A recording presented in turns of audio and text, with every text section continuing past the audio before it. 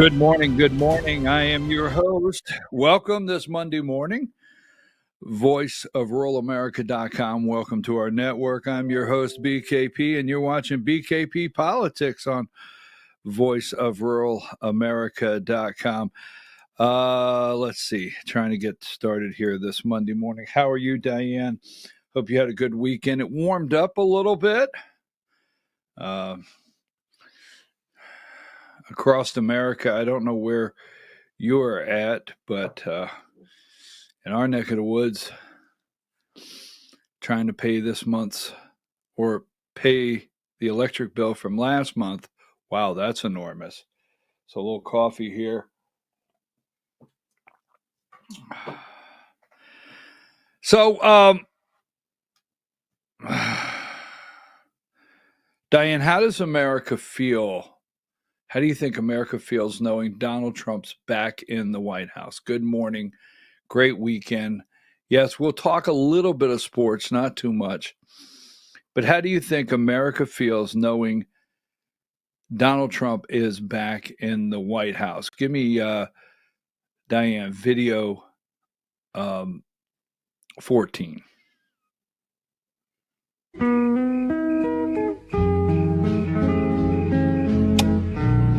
Good. So are you are you sleeping a little better knowing Donald Trump's back in the White House?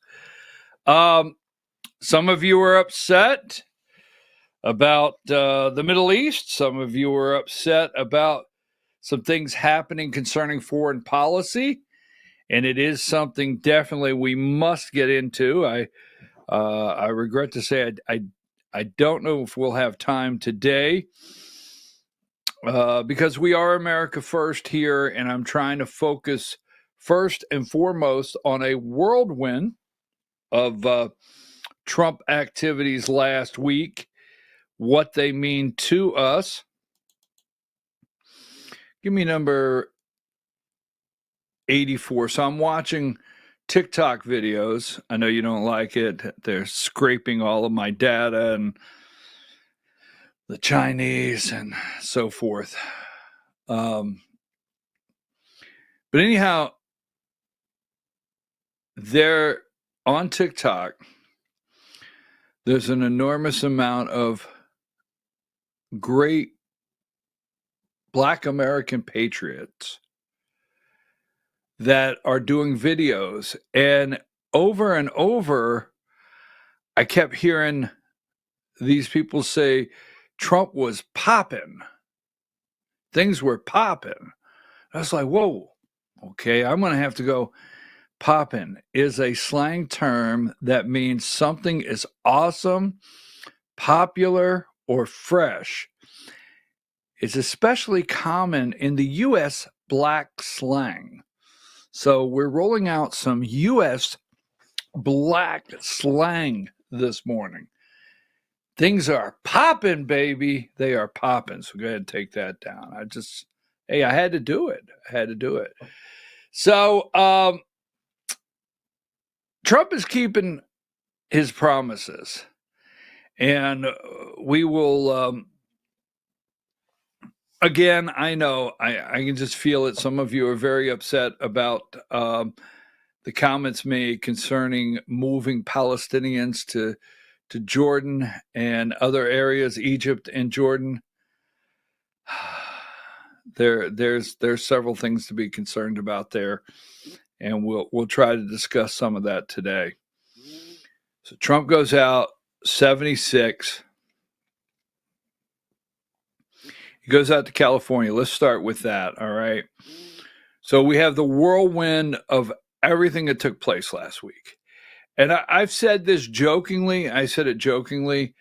I couldn't take any time off last week or take a break not knowing what he would do next. I mean, this guy could put out a text concerning tariffs at 4 a.m., 11:59 p.m., you name it. So, but Friday, the guy gets up And he goes to North Carolina, California, and then to Vegas.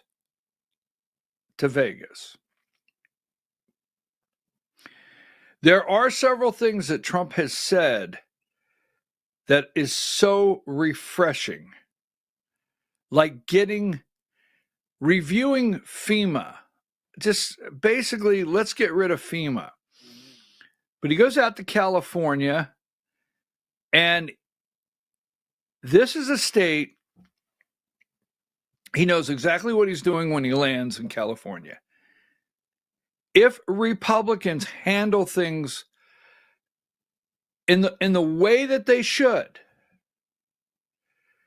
we actually could. He says in California they want voter ID. They want only legal citizens to vote in California, and they want voter ID. He knows that. We could actually turn California Republican, and it could happen. That's why Gavin Newsom, the governor of California, showed up. But let me show you something here. Remember, so last week Trump took more questions in the White House. He took questions 3 or 4 different times from the press. No cheat sheet. All right. No notes. Rapid fire questions. Tell me the media that for years, and I mean for several years, first of all, Trump and Melania, the first lady, leave for, let's see, I had it here a minute ago.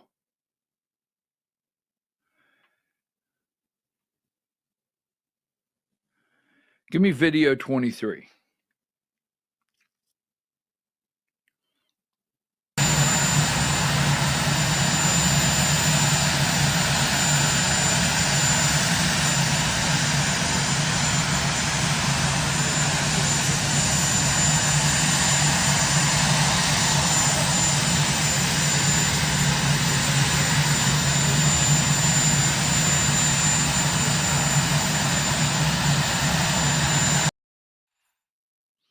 Remember that?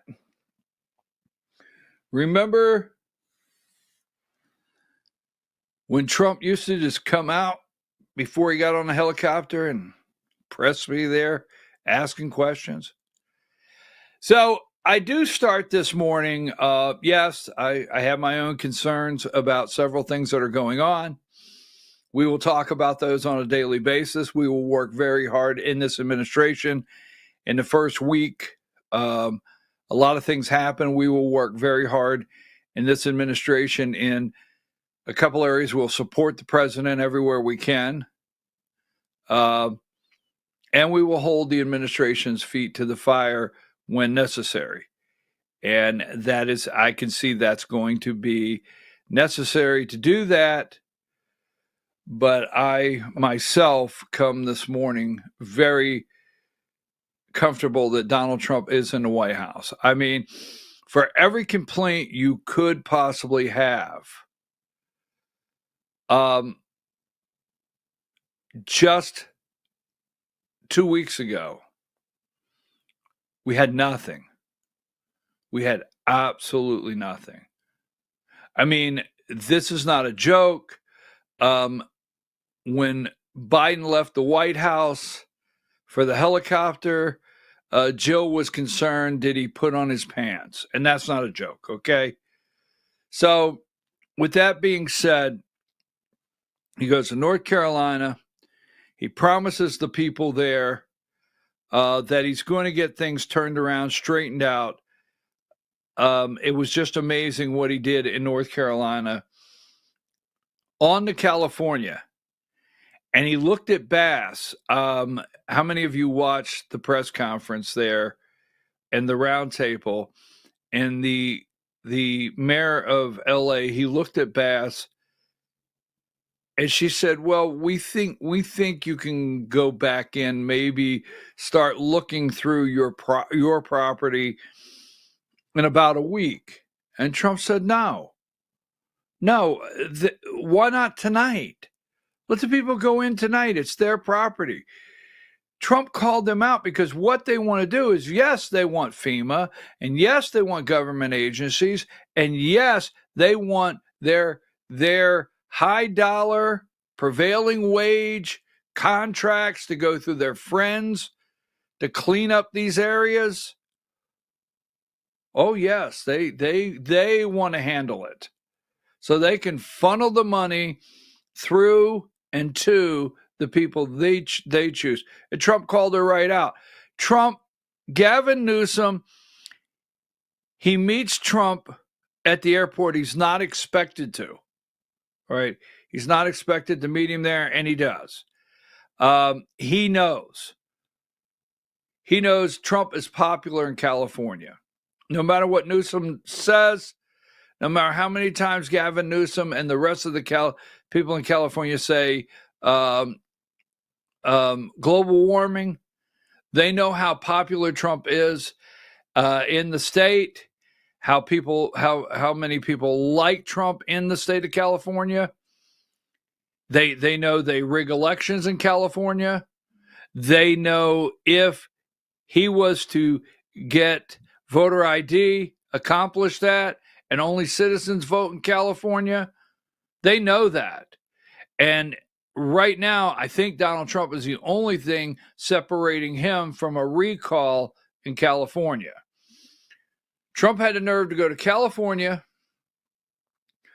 look all of them in the eye, and say, look, you got rid of your insurance companies, your crazy regulations, the crazy things you do. Your insurance companies left just days before these fires. Left California. You have water.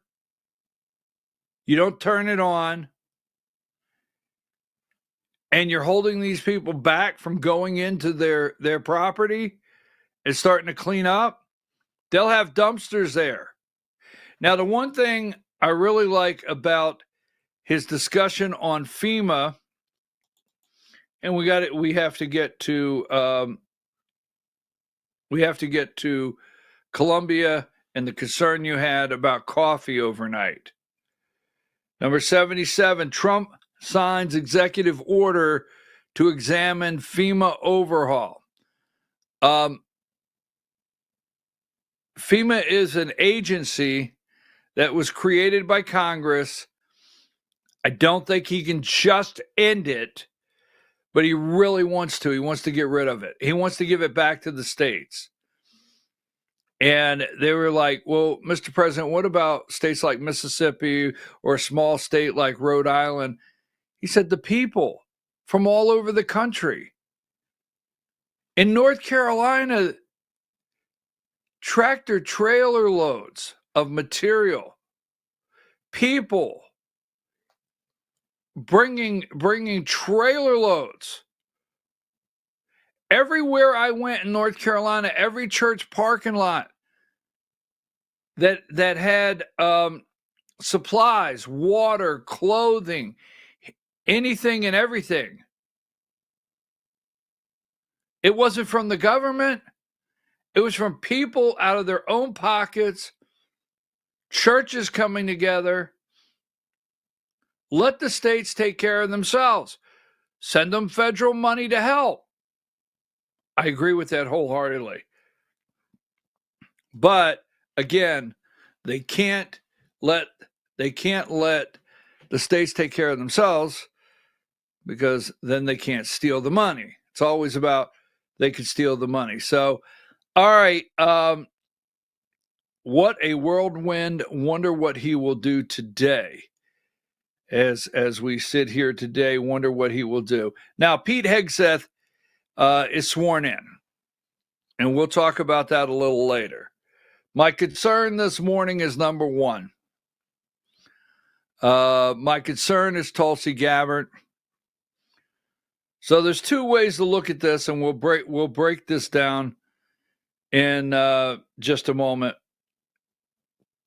But there's two ways to look at this. There is 54. Tulsi Gabbard has a hearing this week. So, confirmation hearings this week. Kennedy on Wednesday, Loeffler on Wednesday, and then Thursday, Kennedy at second round, Kash Patel, and Tulsi Gabbard. The fact that they have her scheduled says to me that Trump said, no, I'm not pulling her name for consideration. Have the hearing,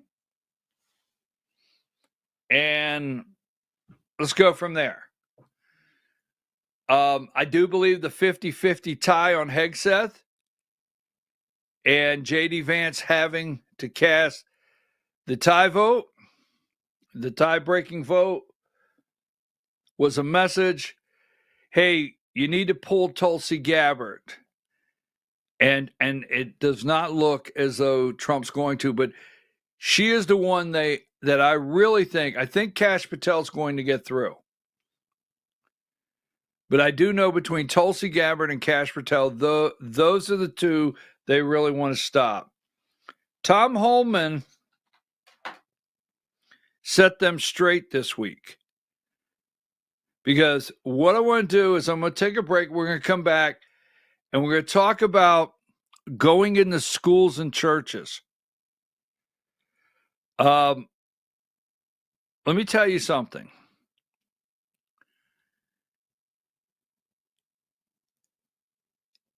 If you break the law and you are a criminal, you're here illegally, you have rape charges, whatever it may be, don't hide in a church. Don't hide in a school, because Tom Homan will come get you. And no matter how many times Minka Brzezinski cries or attempts to cry, and all the weirdos over there on MSNBC cry, and CNN and Anderson Cooper, no matter how much crying you do, the American people want our country cleaned out. Columbia said, I thought this was interesting. Yesterday morning, Tom Homan is on, where was he at? Was he on ABC? Yeah. And yesterday morning, Tom Homan's on ABC, and Martha Raddatz asked him this question. Because we have used, the first time ever, we've used military planes to load these people up and get them out of here.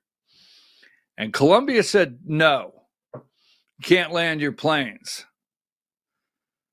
Yesterday morning, before any of this happens with Columbia, video 3, Tom Homan, when asked what happens when they won't take them. Video 3. Let's talk about those flights again. With the host countries, you flew all of those people back. Were all of the people arrested on the first day, for instance, repatriated? And what about those countries that won't take them back? Oh, they'll take them back. What do you mean by that? We got President Trump coming to power. President Trump puts America first. Mexico didn't want to remain Mexico program under the first administration. They did it. They didn't want to put military on the southern border. They did it. How do you convince them? El Salvador didn't want to take MS-13 members back. It took President Trump 48 hours to make that happen. President Trump's going to put America first. And if it doesn't, then we'll place my third safe country. All appointments through the CBP app have been canceled. That is a legal way to claim asylum and get in the country. So what should people do who are seeking asylum? How do you do it? Go to the embassy, go to the port of entry. Do it the legal way. You shouldn't come to this country and ask to get asylum, and the first thing you do is break our laws by entering illegal. So tell me what So what happens when they won't take them back? Oh, they will. Oh, they will. Yesterday, Colombia said they would not take back the ones we sent down, 2 plane loads. Trump immediately let Colombia know what could and would happen and started putting some things in motion immediately. What did Tom Holman say? What happens when they say they won't take them back? Oh, they will. And they are. Give me, because we're going to come back and we're going to focus on that first and foremost and finding the children. Last week, give me number 37. Oh, they're in Chicago. They're in Chicago. They're in Colorado. They're in Atlanta. Trump administration immigration crackdown, total arrests since Trump's inauguration. 2,681 last week, and number 40, 956 alone on Sunday. Why Trump was playing golf, they arrested 956. So we're also going to talk this morning about, give me number 99. If you're out there in America, we have a Georgia House Speaker, John Burns. He must resign. He must resign. You know, when something happens, folks, I always look for what did we solve? Okay. What did we solve? What did we accomplish? And because, you know, if it's a political stunt, you know me, I stay away from it. I look for what did we solve? What can we get out of this? Did we accomplish something? And number 99, John Burns. Thank you, Diane. I know I sent those over late, and I appreciate that. He's the Georgia House Speaker. He must resign. He must resign. Now, no matter 101, and I'm going to give you the reasons why. And it's not just that day, case in point. All right. Now, this is Keith Williams. He is claimed to be chief counsel for Georgia House Speaker John Burns. And this is him, bear hug. You can't mistake it. And now law enforcement has the right, if Colton Moore, State Senator Colton Moore, was entering the doors, law enforcement has the right to stop him and say no. Law enforcement has the right to physically restrain him. They do. But if you noticed, it wasn't law enforcement until this happened. This guy right here is the one that restrained Colton Moore, Keith Williams. He must resign immediately. So we're going to talk about that, but it's not just that day right there in question of why John Burns must resign, and we can accomplish something. This right here, I had someone say this to me, and I got to go. Someone said, Colton Moore is the most ineffective lawmaker in Georgia. This is what somebody said to me. Colton Moore is the most ineffective lawmaker in the state of Georgia. He can't get any legislation on the floor. He can't get any legislation passed. He's ineffective. If what happened last week could result in John Burns' resignation, maybe a sweeping change in the Georgia State House, he could be the most effective. He could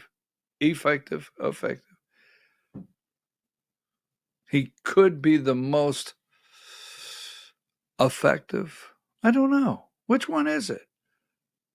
But he may have opened the door for the best change that could be made in the state of Georgia. We'll go through that at 10 o'clock. We're going to go through that much deeper on why John Burns should resign. All right, so we're going to take a break. I like this one here, number 75. New tariff in town. What really happened at Columbia? And yes, later in the show, I know you don't like to start out with sports, but it was a first down. It was a first down. Once again, the officials wearing Kansas City Chief uniforms. Once again. Take a break.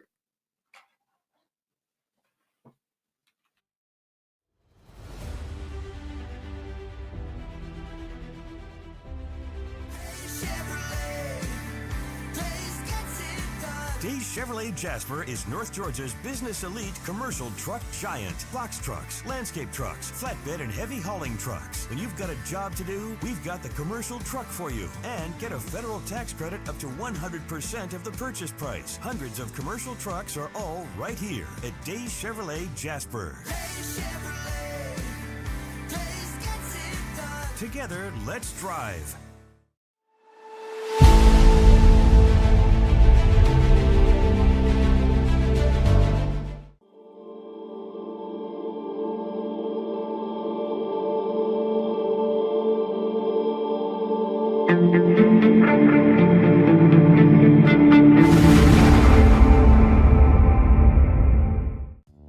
Body Shop in Ellijay. Family owned and operated since 1978. The latest in cutting-edge digital technology and state-of-the-art equipment allow our iCard Gold Class certified technicians to restore your vehicle. Our second-to-none customer service will work directly with your insurance company. Major accident or minor fender bender, we take the dents out of accidents. Larry's Body Shop, North Georgia's #1 body shop. Visit us at collisiondecision.com. Why give your money to liberal media companies? Put your marketing needs in the hands of a conservative marketing professional and start getting results today. FYN Media Group, one of the top digital marketing agencies in Georgia, specializes in website design and hosting, social media promotion and management, and so much more.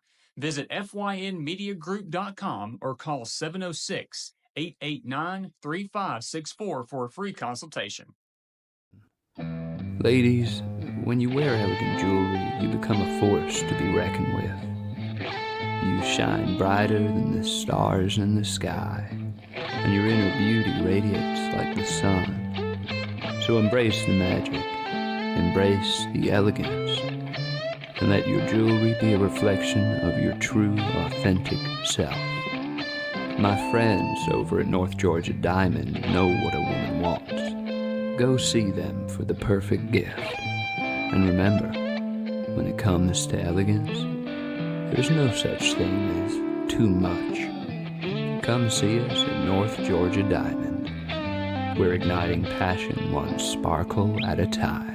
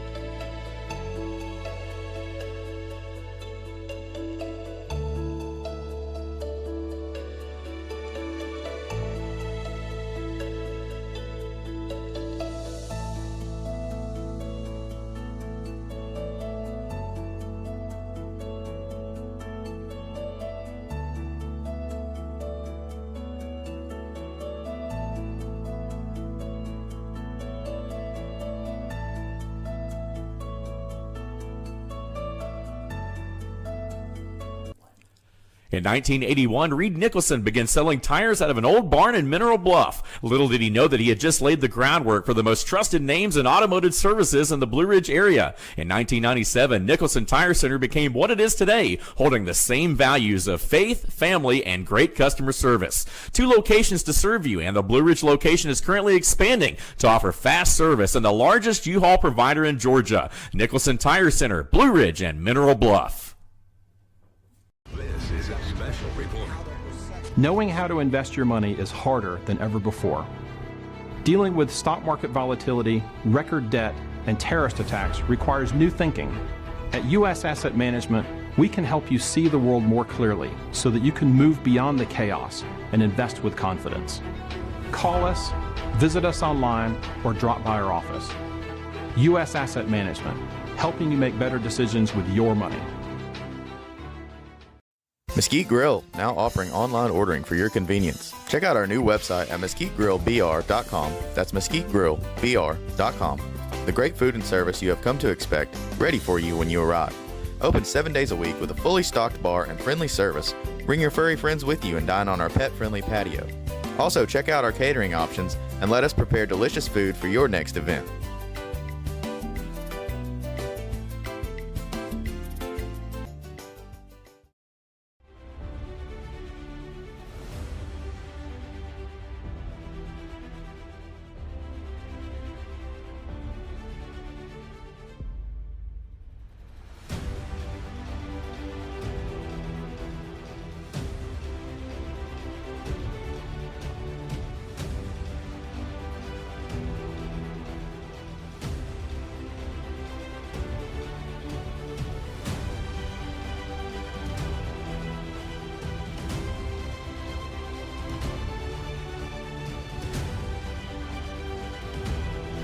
All right, folks, we're back. I'm your host, BKP, and you're watching BKP Politics on voiceofruralamerica.com. Thank you, Effective. I shouldn't even attempt that on a Monday. Thank you very much. Anyhow. So, they have totally lost it over getting Trump keeping his promises on removing these people. Now, first of all, if you come across the border, you broke the law. We have the 11 million. They talk about 11 million. You and I know it's much more than 11 million. And they continue to say that they're going to go into schools and the churches, separating families. We hear this over and over.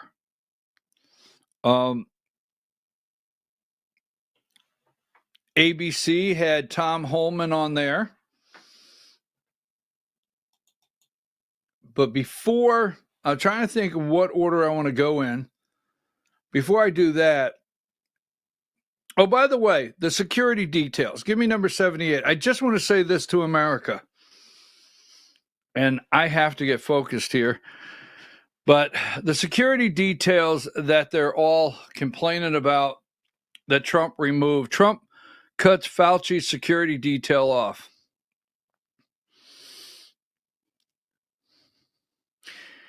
Why would the man that told us to trust the science need a pardon?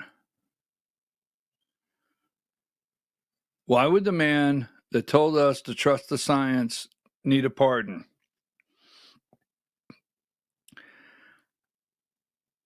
Folks, remember, every time they talk about January 6th, all right? Every time they talk about January 6th, 2021, and that Trump put out 1,500 blanket pardons, no one was killed that day. Ashley Babbitt was killed. No police officers were killed that day. All right. No children were raped that day from January 6th, 2021 at the Capitol. No women were raped that day. The list goes on. Joe Biden pardoned thousands. He pardoned murderers, pedophiles, people that raped children, raped women, convicted of very dangerous crimes, flat out criminals. Nothing said. Anthony Fauci, don't forget, he pardoned a man that has responsibility. He pardoned people on the January 6th committee, but this guy right here, following the science, he pardoned a man. Your dad died alone in a hospital. Your mom died alone in a hospital. Your grandparents died alone. Okay. They died alone in nursing homes. These people are responsible for the death of thousands. Donald Trump didn't kill anyone. He didn't start a new war. Not responsible for killing anyone, starting a new war, nothing. The people of January 6th are not responsible for killing anyone. 2021, starting a war, nothing. You know, if I hear back the blue one more time,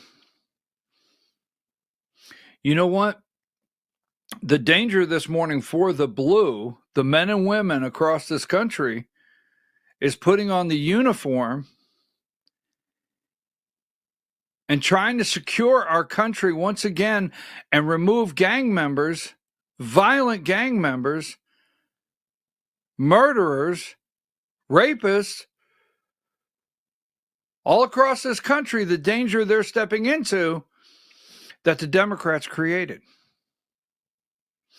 Democrats, Joe Biden, Kamala Harris, these people created this crisis, and law enforcement this morning to try to protect our neighborhood. Give me number 67.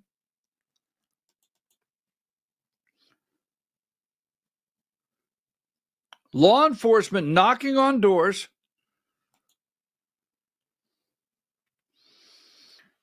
Go ahead and give me 68.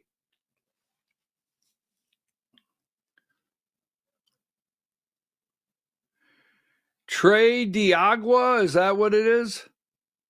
The gang in Colorado?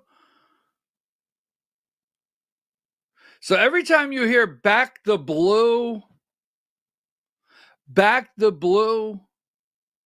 and the White House, I mean the Washington Capitol Police,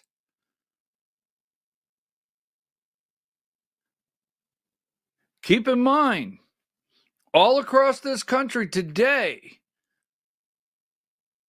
the situation that our law enforcement is in, trying to protect you and I and our country from an invasion that Joe Biden, Kamala Harris, and the Democrats allowed to happen. So I'm tired of hearing about that on January 6th. They're the ones that do not support the men and women and the law enforcement in uniform today across this country because of the position they put them in. They're the ones that don't back the blue. I don't want to hear that. So Anthony Fauci, responsible. These people are responsible. Joe Biden is responsible for thousands being killed. Joe Biden allowed Russia to cross over into Ukraine, and there's 1 million plus people dead. That's right. Anthony Fauci and what those people allowed, millions of people are dead. What happened with Israel over there and that attack? Thousands of people are dead. Not one law enforcement officer was killed January 6th. Period. So, I am so tired. Look, I don't wish any harm, but I don't care Anthony Fauci doesn't have a security detail. You know what? Your mom, your dad, your grandparents, they died alone. These people should have never been pardoned for their crimes. All right, so this is the one I shouldn't have got on that, because every time I think of these pardons that Joe Biden has given to people that raped children and murderers and the most vile people that I keep hearing about January 6th. The news is not running this. I have to give this, is her name Harris Walkner? What's her name? I have to give her credit for running this story. Give me video 21. They're worried, wait a minute. They're worried about the kids in schools and churches and separation from family. They don't run this story. Give me video 21. The second wave that Tom Homan, the borders are for Trump has told me about, and all of this will focus on those missing children, hundreds of thousands of them that we know. And that number has started to already come down, Emily, from 300,000. So they've found about 75 to 80,000 of those kids already. If they can get the list of these guys, 4 full days in office for Trump, if they can get the list of where some of those kids have been, and they've been identifying it, you know, since the election, going after them and trying to find those little ones, what in the world was Biden's administration doing? What was Secretary of Homeland Mayorkas doing when he said to the committees on Capitol Hill, we don't know where those kids are, I'll look into it? No, dude, you obviously had a better way to find them, and you didn't do your job. I can't believe they impeached him and didn't remove him.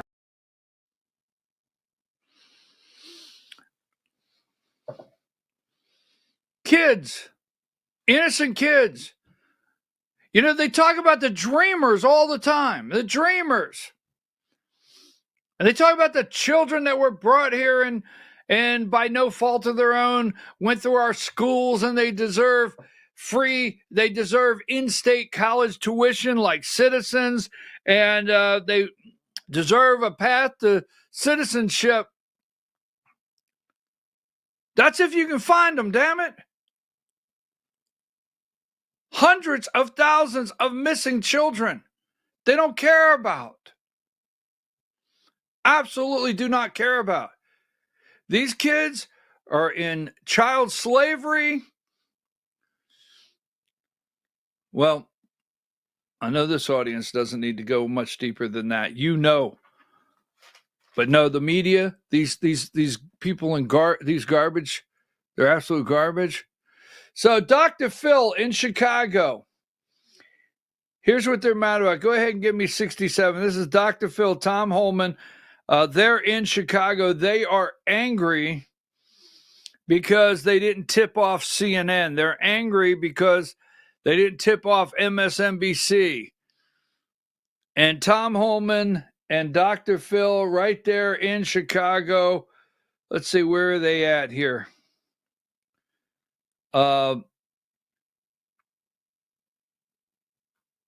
Here it is. I thought I had, let's see, do I have Dr. Phil? Let me make sure I got the right one. Here it is. Give me video 16.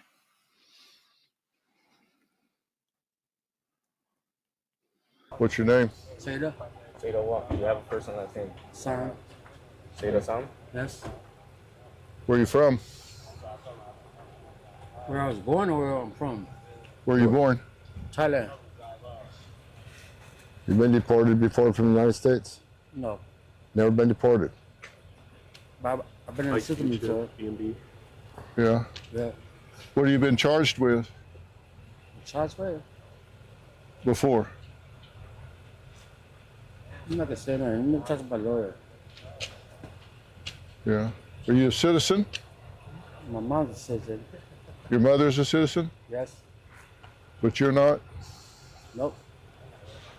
But you've never been deported before? You Dr. Phil. You look like Dr. Phil. Yeah? How do you know me? No, I seen Dr. Phil, you know, on TV. Yeah? Yeah. Yeah. Well, this is an example of sanctuary cities, right? We got an illegal alien convicted of sex crimes involving children. And he's walking the streets of Chicago. Again, the downfall, the problem with the sanctuary city, that people like us walking the street rather than local law enforcement working with federal agents. This is what we're dealing with. Yeah. You've been charged with sex crimes with children? Not really. Not really? And never been deported? Nope. Huh. Let's take them in and process them, lock them up. Got it, sir. All right. So you get a transport vehicle? Working on it. Okay.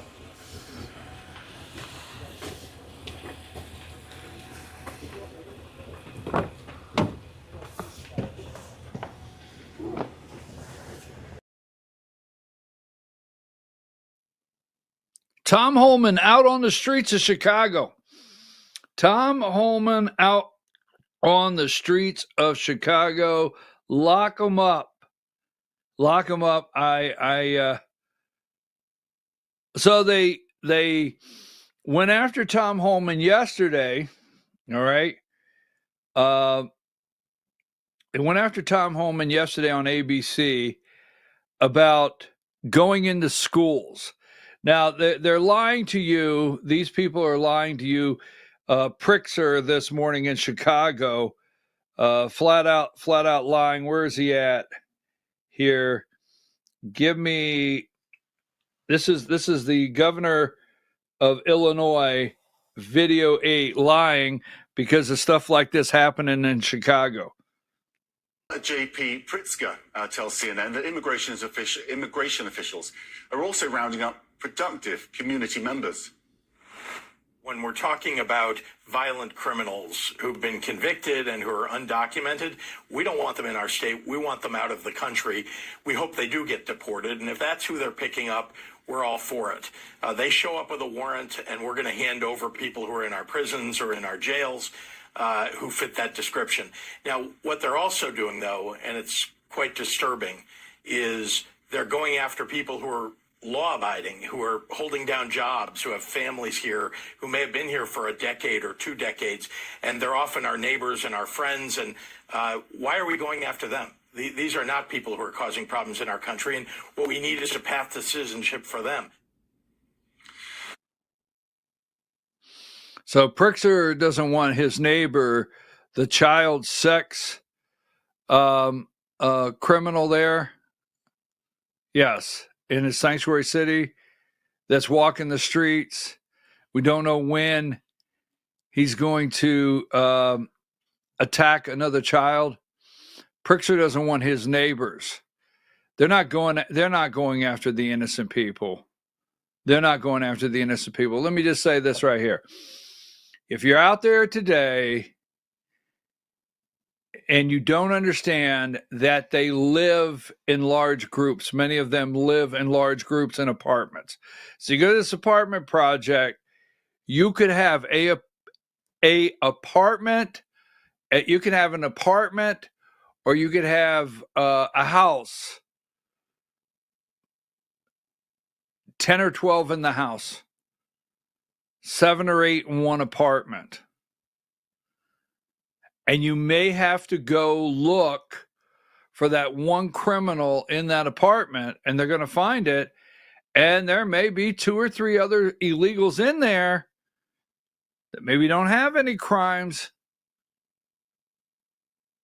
So what you need to do what you need to do if you're living in 20 people in a house, or you live in 8 or 9 in an apartment, that one, you need to push them outside. You need to get them out. You need to call 1-800, get them out of here,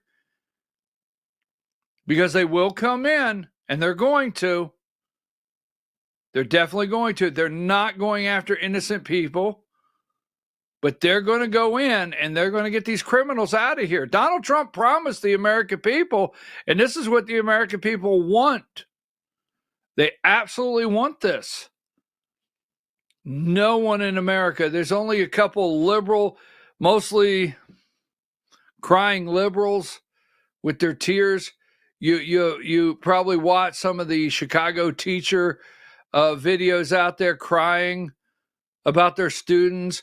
You probably watched, like, in several of the liberal cities across the country, in the Northeast and Chicago and other areas, that they're actually, there's mayors of certain liberal towns in the Northeast and other areas of the country.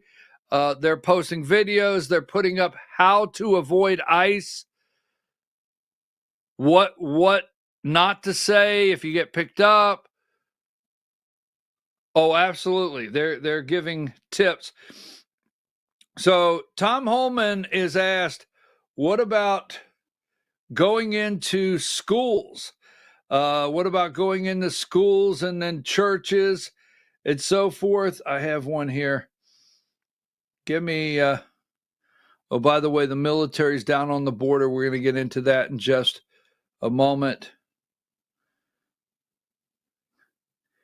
Give me number 50. Just want to show you something here. Oh, sorry about that. Just ICE officers told to meet quota of 75 arrests per day. Meet quota. All right. And then give me number 29.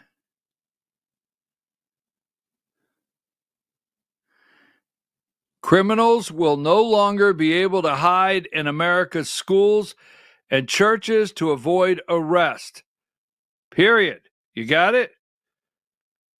Now, the Department of Homeland Security this morning is confirmed.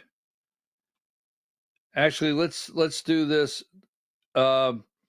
55. We'll see how she works with Tom Holman and how she follows Donald Trump's. There's Kristi Noem, Department of Homeland Security, John Ratcliffe, CIA, Marco Rubio, Secretary of State, and Pete Hegseth, Defense. So there you go. Pete Hegseth this morning is on the job on the southern border, right, with our men. Pete Hegseth is the Secretary of Defense. He will handle this. And Kristi Noem. Now, you will no longer be able to hide in the schools and the churches. I support this 100%. Number 28.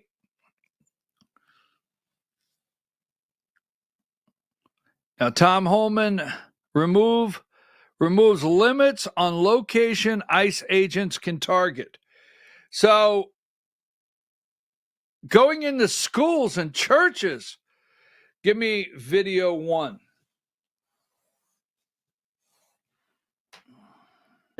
To avoid arrest. What criminals are hiding in schools? Middle schools, elementary schools. You going to go into those? How many MS-13 members are the age of 14, 17? Many of them. So, look, if it's a national security threat, public safety threat, and what you need to understand is a case by case. Name another agency, another law enforcement agency that has those type of requirements that they can't walk into a school or a doctor's office or a medical campus. No other agencies have those standards. These are well-trained officers with a lot of discretion, and when it comes to a sensitive location, there's still going to be supervisory review. So it's not like it's an open issue. But ICE officers should have discretion to decide if a national security threat or public safety threats in one of these facilities, then there should be an option for them to make the arrest. But some That's right. We can go. We're going in. MS-13 gang members. These gang members are between 14 and 17 years old. Some younger than that. And I don't care where they're at. We're going to get them. We're going to clean the place up.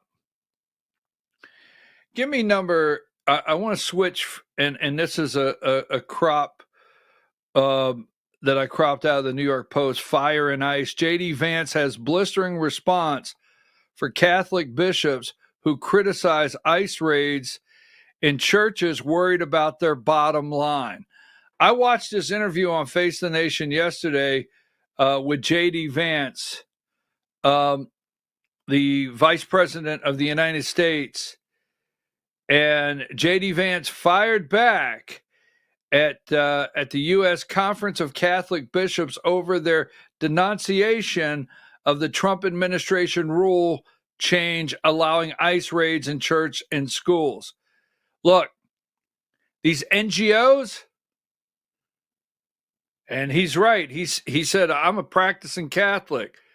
They're more concerned with their bottom line. Biden has put out, you have to realize the invasion, they talk about where's the money going to come from? Where's the money coming from to deport these people? Where's the money coming from to run all these ICE raids throughout the country? Where is the money coming from? NGOs. Billions and billions of dollars funneling through these places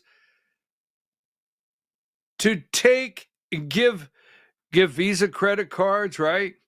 The government said, hey, we're not giving these illegals Visa credit cards loaded with $5,000. No, we're not doing that. We're not giving these illegals phones. We're not giving them apartments.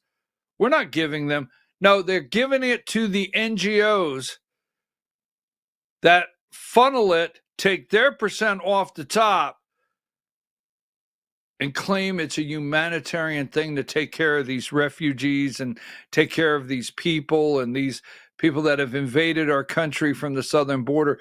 J.D. Vance went right back at him. He did not let this sit. So where are you going to get the money, right? Are you going to go into schools? Yeah, we're going to go into schools if we have to. We will. Give me video 2. Where's the money coming from?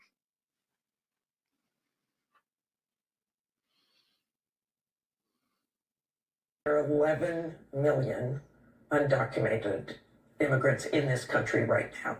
How can you possibly afford to deport all of those people? Well, leave it up to Congress. I think Congress, the president has a mandate. This is the number one issue that people voted on. I think Congress has a mandate to give us money we need. What price you put on national security? More detention centers? What price you put on all these young ladies that have been raped and murdered and burned alive? What price you put on that? What price you put on Lincoln Riley's life? What price you put on national security? Like I just explained, when you have a surge like this, we don't secure that border. That's when national security threats enter the country. That's when sex trafficking goes up. That's when the fentanyl comes in. It kills 250,000 Americans. I don't put a price on that. And on those.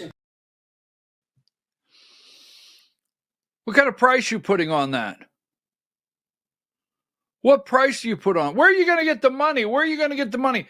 Let me tell you this, okay? Every agency out there, the government has the money, okay? It's absolutely ridiculous. It's absolutely ridiculous to say we don't have the money. We got plenty of money to do this. Plenty of money to do this. Will they take them back? Will they take them back? So yesterday morning, I started out with this. Yesterday morning in this interview, we do not have the planes attempting to land, our military planes in Colombia, when Tom Holman says this. So you think they're doing this and these military planes are taking off. First time ever. First time ever in this country, we use military planes to get them out of here. Now, Biden had a plan. They were paying commercial airlines to bring them in. We were paying commercial airlines to take them all across the country. Remember Colton Moore, State Senator Colton Moore, all right? In Atlanta, Hartsfield International down there, State Senator Colton Moore went and videoed them coming through, NGOs, bringing them in and placing them and funneling them through the airport. He was told it's every single night. That's what I want to know. I want to know, hey, State Senator Colton Moore, would you ask your colleagues this morning on the State House floor when, let's get word to Tom Homan that State Senator, all right, let me back this up. Let's try this again. Can we get, now that President Trump, because before it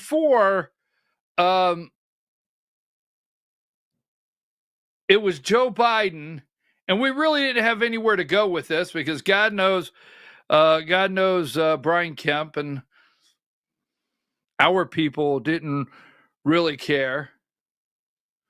So now we have Tom Homan 1 week. Let me back this up. We have 1 week. We have Tom Homan.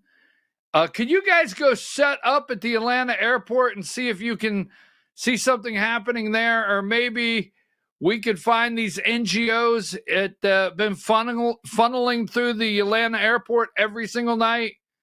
That's interesting. Okay, so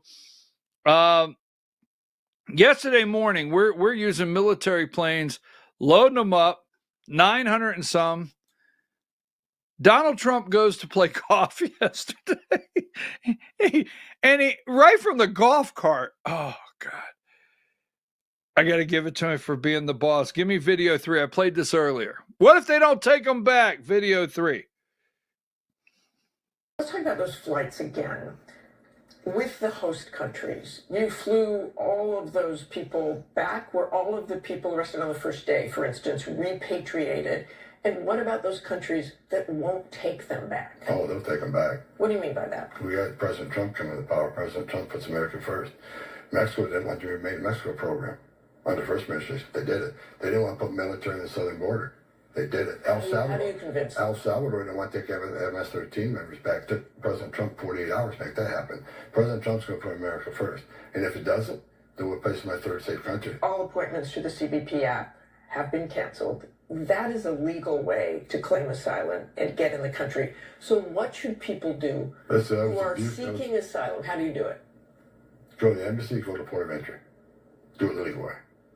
You shouldn't come to this country and ask to get asylum, and the first thing you do is break our laws by entering illegal. So tell me what...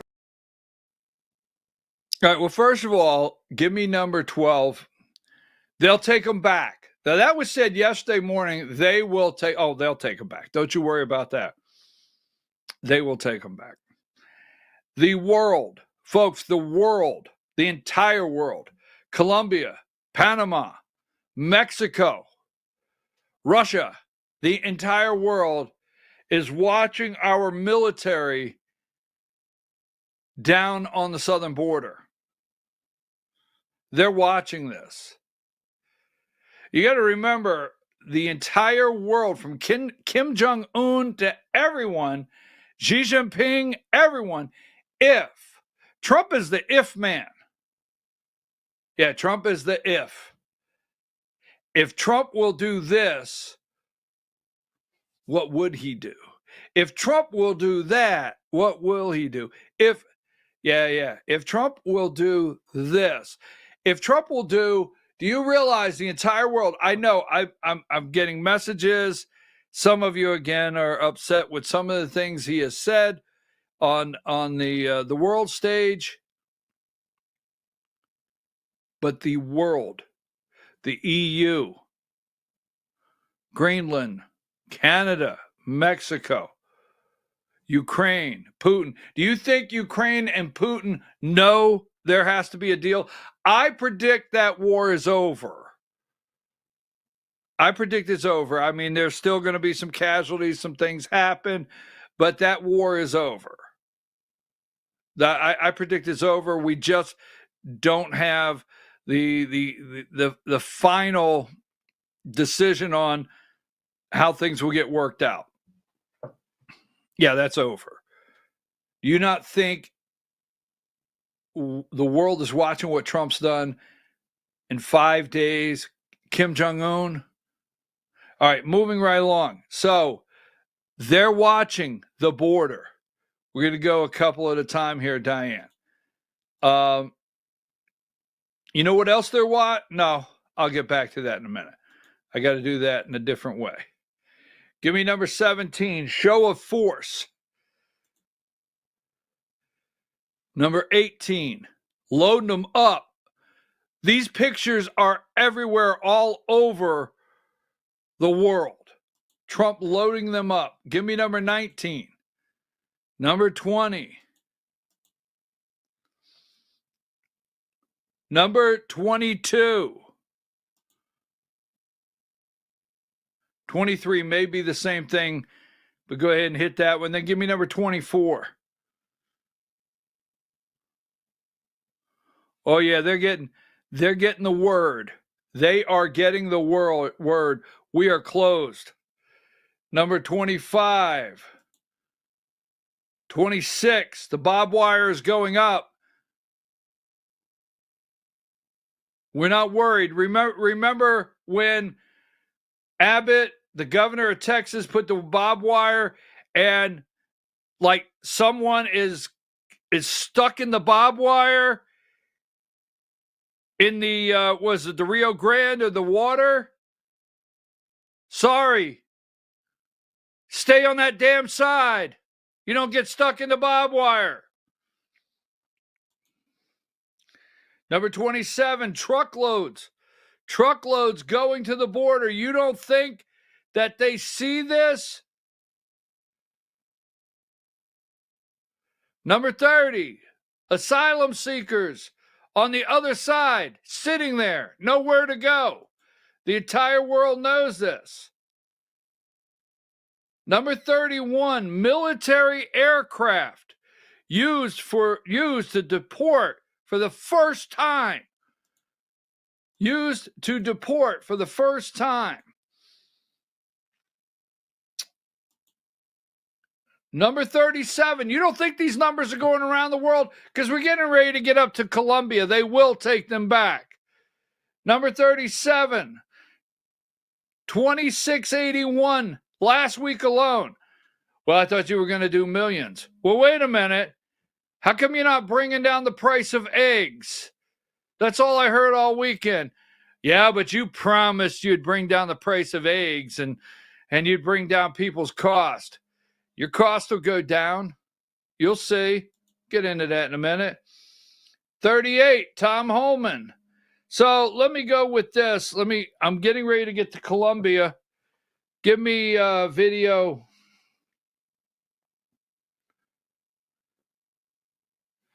This is what video 9.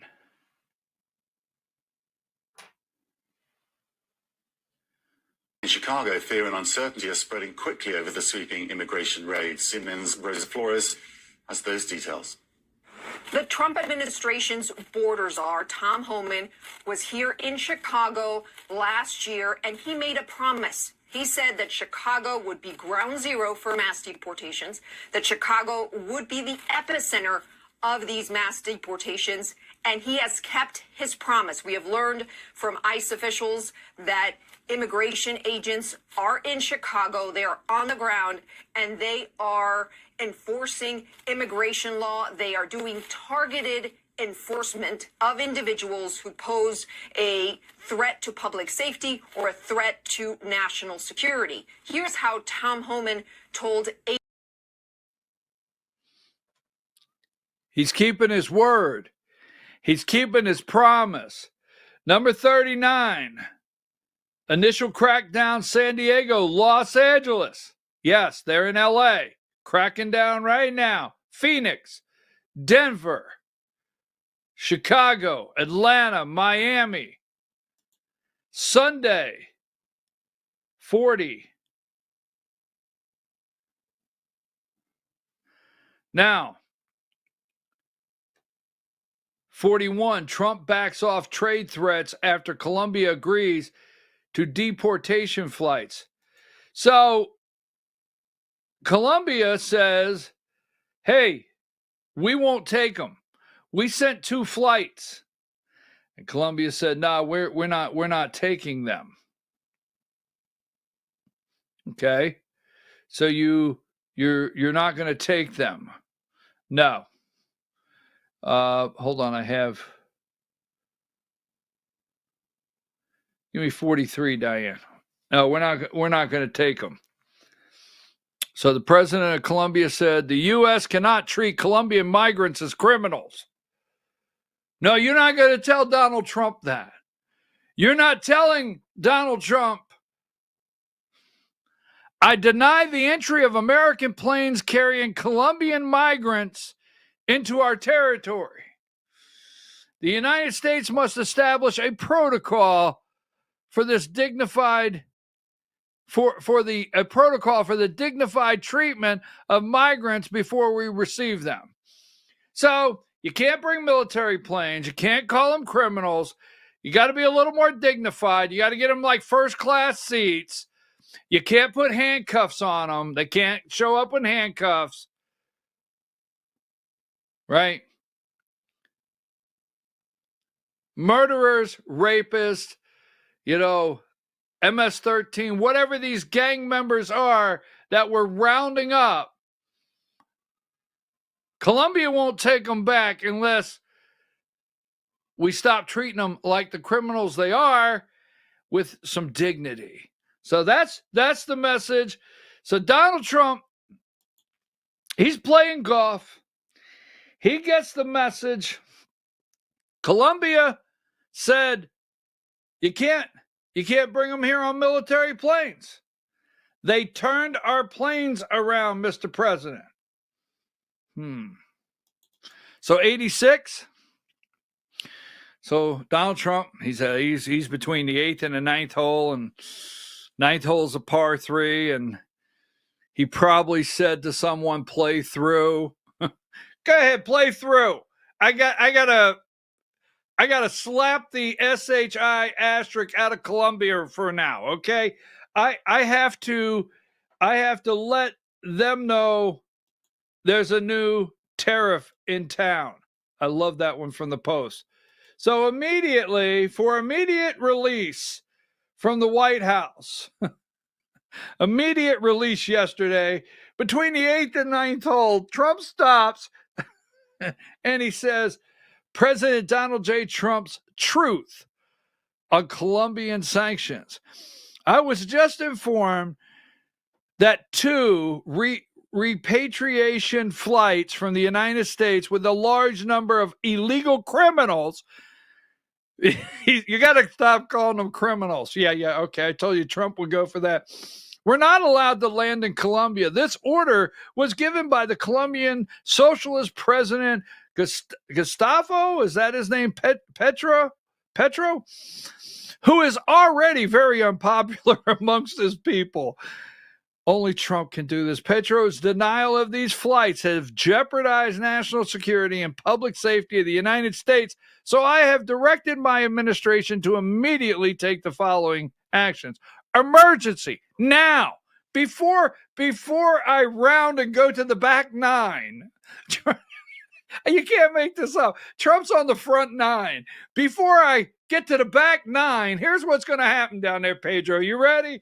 25% tariff on all goods coming into the United States in 1 week. The 25% tariff will be raised to 50% within a week, okay?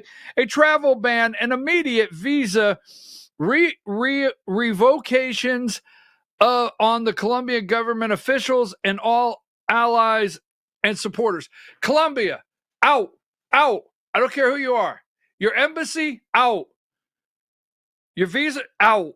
Leave today. You leave today. You the dignitaries, you want dignity? Get your ass on the next plane, get the hell out of my country. I'm telling you, you can't make this up. Visa sanctions on all party members, family members, and supporters of the Colombian government. Enhanced customs and border protection inspections of all Colombian nationals and cargo on national security grounds. So, and anything that does come to the border, we're going to say, like, okay, it's like going through the checkpoint at the airport. I got flagged. Like, you go in, you put your bag through, you put your arms up, you do, excuse me, could you step over here? That would be every single thing from Colombia trying to come into this country, even legally. Can you step over here for a minute? Just need to talk to you. We're going to go through your cargo. So Trump, before he gets on the back nine, now, here's what happens. Okay? Number 52. The Colombian president says, here's from Caroline Leavitt, right? Is that her name? The new White House press secretary. U.S.-Colombian agreement. The government of Colombia has agreed to all the president's terms, including the unrestricted acceptance of all illegal aliens from Colombia returned from the, give me 53, the United States, including on U.S. military aircraft.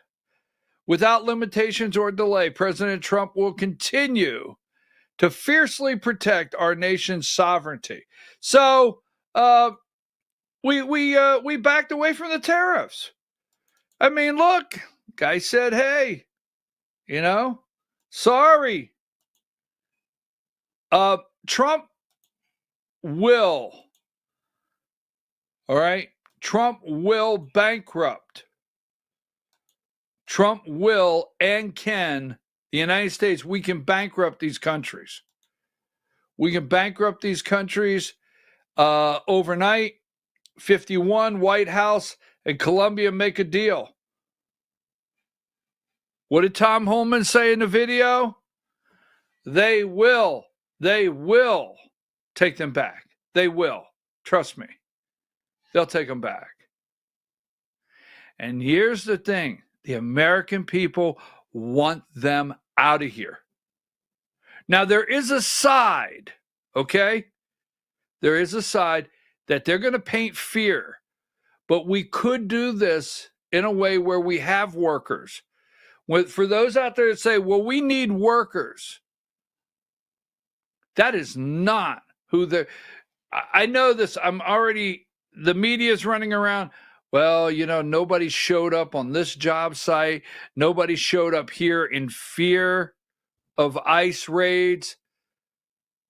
No one showed up because these NGOs, right? The NGOs, the media, the left, the sanctuary cities, they're putting out.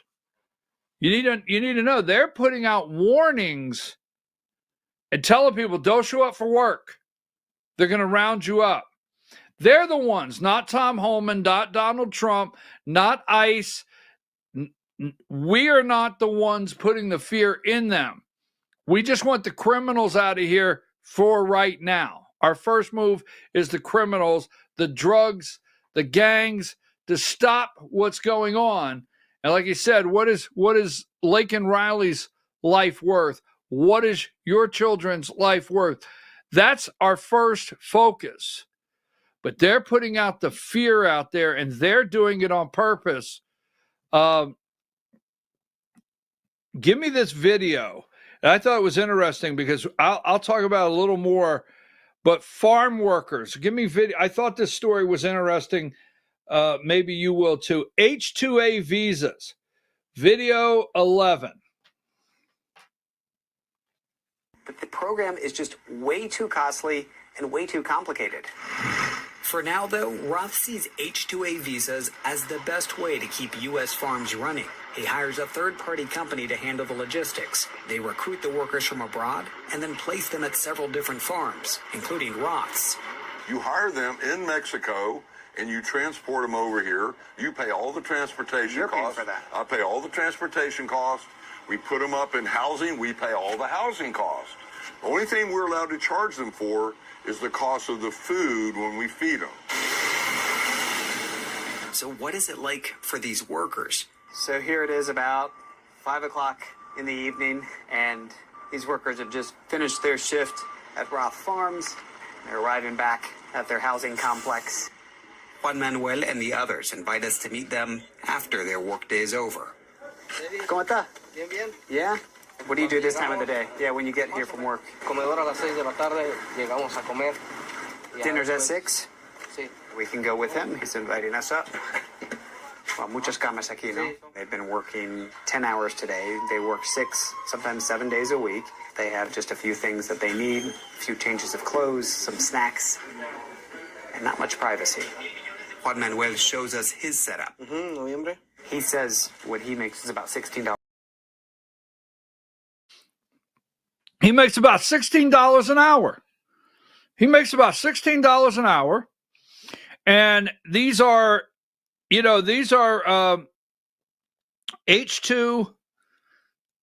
what are the visas? They're, I had it here a minute ago. H2A visas. We can legally, look, folks, we have an invasion in the country. And quit looking that they work about 10 hours. Folks, I tell you what. Now I'm here to tell you. When I was 20 years old, I worked 6 and 7 days a week. I did. At least a minimum of 6, but 7 days a week. And I jumped down and I'm tired of this feeling sorry for somebody going to work. I jumped down in a pair of work boots at 5:30 in the morning, and I mean jump. They were on the side of the bed, and I stepped down in them, and I was out the door 5:30 in the morning. 10, 12, sometimes 14 hours a day. Now look, I'm not crying. I don't want to hear no SHIT. In fact, forget the asterisk. I don't want to hear no shit. I used to tape my fingers up from them bleeding. I had metal shavings in the ends of the tips of my fingers that I couldn't get out. I'm serious. I don't want to hear no damn shit. I get tired of that whining and crying. Now listen. Well, we won't have anybody to work. Well, maybe some of our kids need to go to work. I mean, my head of lettuce will be $7. It won't be $2.50 or whatever it is. But unplug your damn kids' video game. Put their ass out there and tell them pick some lettuce for, save some money for college. Well, hell, there's a thought, right? That should have never happened, but it did. And I'm serious. I will tell you this, and I'll move on. I promise I'll move on. Okay. I will look in the camera and tell you what I've always told every single employee that's ever worked with me, every single person I ever worked with. I'll tell you, I respect hard work. I do. You will have my respect, hard work. But don't look for me to feel sorry for you. Wrong guy. I don't feel sorry for anyone. Don't do it. Respect hard work, but I don't want to hear it. Okay? No, hell no. I one time was coming out of I can't tell you where right now. I'll tell you a story later. And I was just a kid. Back axle snapped on a truck. I was just a kid. I was 18 years old. No, I wasn't. I wasn't 18. I was 17. I was with another guy that was like, we went to a market to pick up some stuff about 7 hours from the shop. And On the way back, it was wintertime. We were on the interstate. It was blowing snow. It was about 5 or 6 degrees, blowing snow on the interstate, cold as can be. And we snapped the back axle on a dually truck. We had to get out. We had to hitchhike in the cold at like 1 o'clock in the morning. We had to go sit and drink coffee all night long, waiting for a parts place to open. And then we had to go lay on the side of the road that mid-morning, and we had to lay on the side of the road in the mid-morning and repack a back axle that snapped and fix a back axle on the side of the interstate. Freezing to death, cold as can be. No, I don't feel sorry. You got the wrong damn person. I can give you, I'm so tired. I am so damn tired of people crying. I was, my uncle and my dad, the whole family, all right, they worked the hell out of you when we was kids, okay? So I'm a kid, 14 years old. My uncle in the summertime would back in with a truckload of watermelons. He'd have like 400 watermelons on the back of a truck in the heat of July, and he would back in at 4 o'clock in the morning, and you had to get there at like 5:30 and start unloading these watermelons.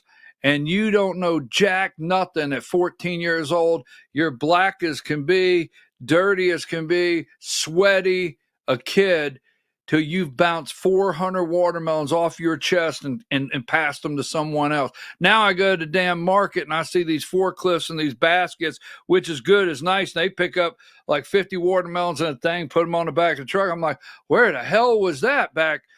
I won't tell you what year it was, 70 something, 1970. So where was that when we had to catch every single one, right? Yeah, I don't want to hear it. I went to the Columbian Market one time with my uncle. I think I was 15 years old. My uncle took me to the Columbian Market, Columbia, South Carolina. And I'm not being racist at all. You need to hear this. I don't care who you are. I'm not being racist at all. I'm 15 years old. I get on the truck. I asked my uncle, I said, can I go to the market with you? Because I want to learn how the market works. He drives a truck. He had a big produce company. So we pull in the Columbian Market. And right at the front gate, Columbia, South Carolina, watermelon season, right at the front gate, there was black guys, just all at the front gate. Can I load your truck? Can I load your truck? Can I load your truck? Sir, can I load your truck? That's all they did. They were sit there. You talk about Home Depot and Hispanics being there looking for day labor. You go to the markets now. I watched everything change. When I say everything, I watch everything change. You used to go to the markets, and right at the front gate, black guys, Columbia, South Carolina, at the market. Can I load your truck? They would wait for these people to come, and the way they made their day wages was to load your truck. As you went through and purchased from the farmers, they'd load your truck for you. All right? So we go through the gate. I'm 15 years old. The guys, can I load your truck, sir? Can I load your truck? And if you went to the market quite often, you got used to a certain guy. And I'll go ahead and give my uncle's last name. He's dead and gone. God bless his soul. And Mr. Allen, you gonna let me load the truck today? Let me get around, make my buys. When I do my buying and I get everything I want, watermelons, cattle, whatever, I'll let you know. You come, we'll load the truck. Let me get the, okay, thank you, Mr. Allen. All right, I'm 15 years old. This is a true story. So we go through, he buys 200 watermelon, he buys, 500 cantaloupes, and then we're loading the back of the truck with corn and all. Like, what the? So anyhow, we go load, right? Have you ever, you don't know until you have heard two black guys, they're black guys, sing the count. Sing it. 1 watermelon, 2 watermelon, sing one. I got 3. Yeah, I'm not joking. I mean, I learned that when I was 15 years old going to the market. They'd load the truck, right? I am so tired of where we're going to get people to work. Maybe we just need to go back to work. Maybe people, we just need to work again in America. Maybe that's what we need to do. Just work again in America. I don't know. I don't know, but I hear these stories, but we do need people to work. We need people to work. And in saying that, we can get these people. This is an invasion. They've invaded our country. Okay? This is not good. Quit saying, well, we need people to work in our restaurants. Okay, let's get them. Let them work in our restaurants. Well, we need people to work in our hotels. We need people to work on our construction sites. We need people to work on our farm. Okay. But this wasn't the way to do it. To let child rapists in and to let people that raped and killed women and that brought fentanyl in, that drugged our kids. This wasn't the way to pick the damn lettuce. This wasn't it. I'm tired of hearing about the damn construction sites, the damn lettuce, the damn restaurants, we can do that. I'm okay with that. I don't give a rat's ass. I mean, I went to a Christmas party this past year, and it just made my day because I went to a Christmas party, and I sit there with an old friend. He's an old friend. We were both kids. We worked together when we were kids. I remember when he came to the country. I remember in 1986, when this guy in 1986 got his papers. I remember when he got his papers, he came from Mexico. He came into Houston, through Mexico, Brownville, Texas. I remember him, and I remember all the guys in 1986 when they got their papers. I went and I sit, and we talked about being kids and working just a couple months ago at a Christmas party. The both of us were working together when we were kids, and he was from Mexico. Still a friend today. We can bring them in. We can put them on the construction sites. They can work in the farms. They can work in the meat processing. They can work getting the lettuce out. Quit telling me that I can't get a damn head of lettuce unless I bring in someone that'll rape women, rape children, and bring drugs to kill our kids. I'm tired of that shit. So let Tom Holman and go clean these places out. And then if you want to bring people in to pick the damn lettuce, do it. Diane, take a break.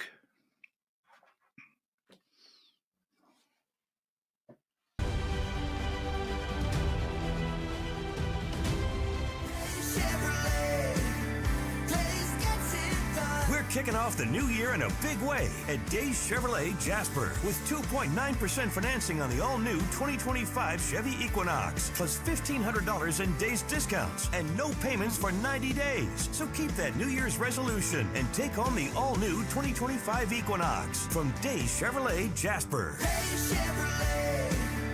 Days gets it done. Together, let's drive.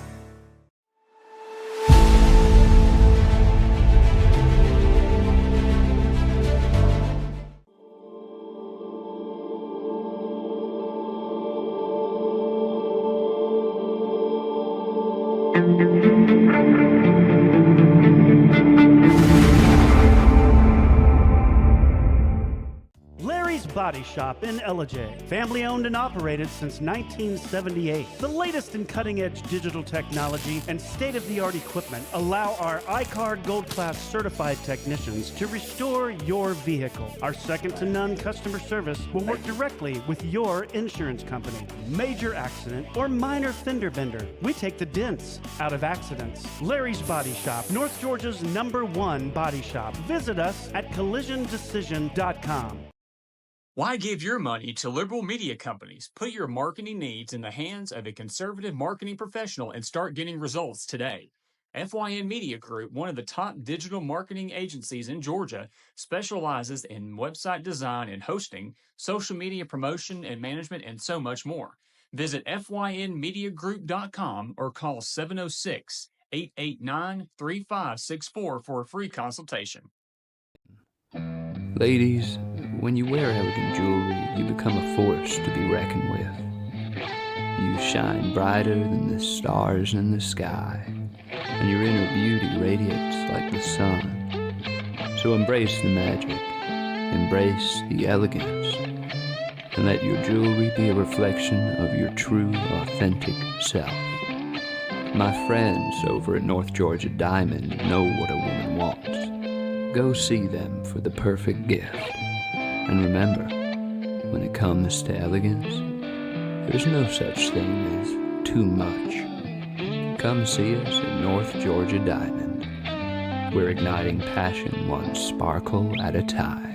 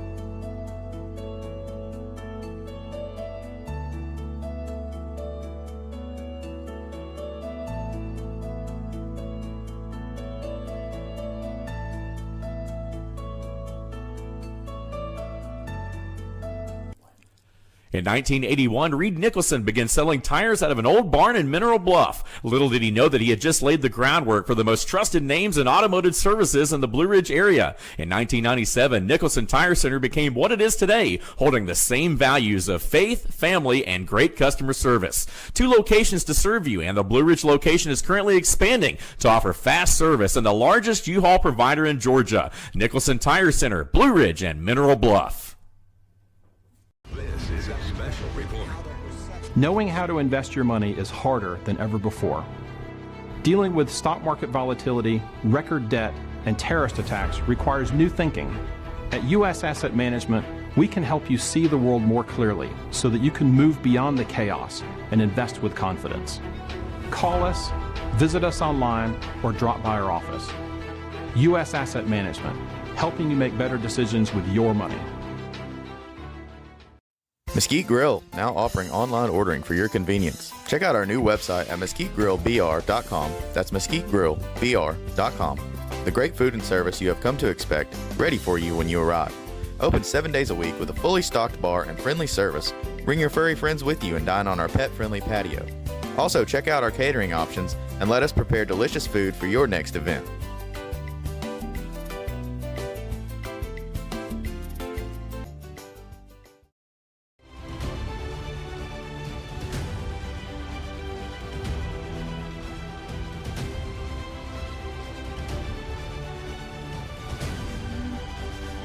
All right, folks, we're back. I'm your host, BKP, and you're watching BKP Politics on voiceofruralamerica.com. BKP Politics on voiceofruralamerica.com. I just, the invasion in this country, the drugs. I sit here this morning and I listen to the media, and there's days where I say, why do I do this? Why do I listen to them? Why do I continue to listen to these people that should be in Gitmo, should be in prison for what they've done to this country, the way they participated in taking this country down?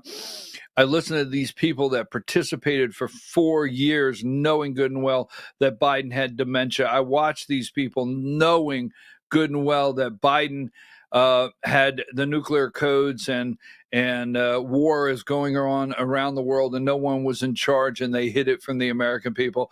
I watch these people every morning on these networks and different ones act as though they are the compassionate ones. They are the compassionate ones. Number 34, I watch them act like, but we're the compassionate ones. We're the media. We're the compassionate ones. We care about the children, and no one cares until we tell them we care. We're the compassionate ones. We care. We love, and we have our humanitarian mission. And I think to myself, you know what? These people should be in prison. This woman, Margaret Brennan, or whatever her name is on Face the Nation, all right, going after him, J.D. Vance, give me number 71.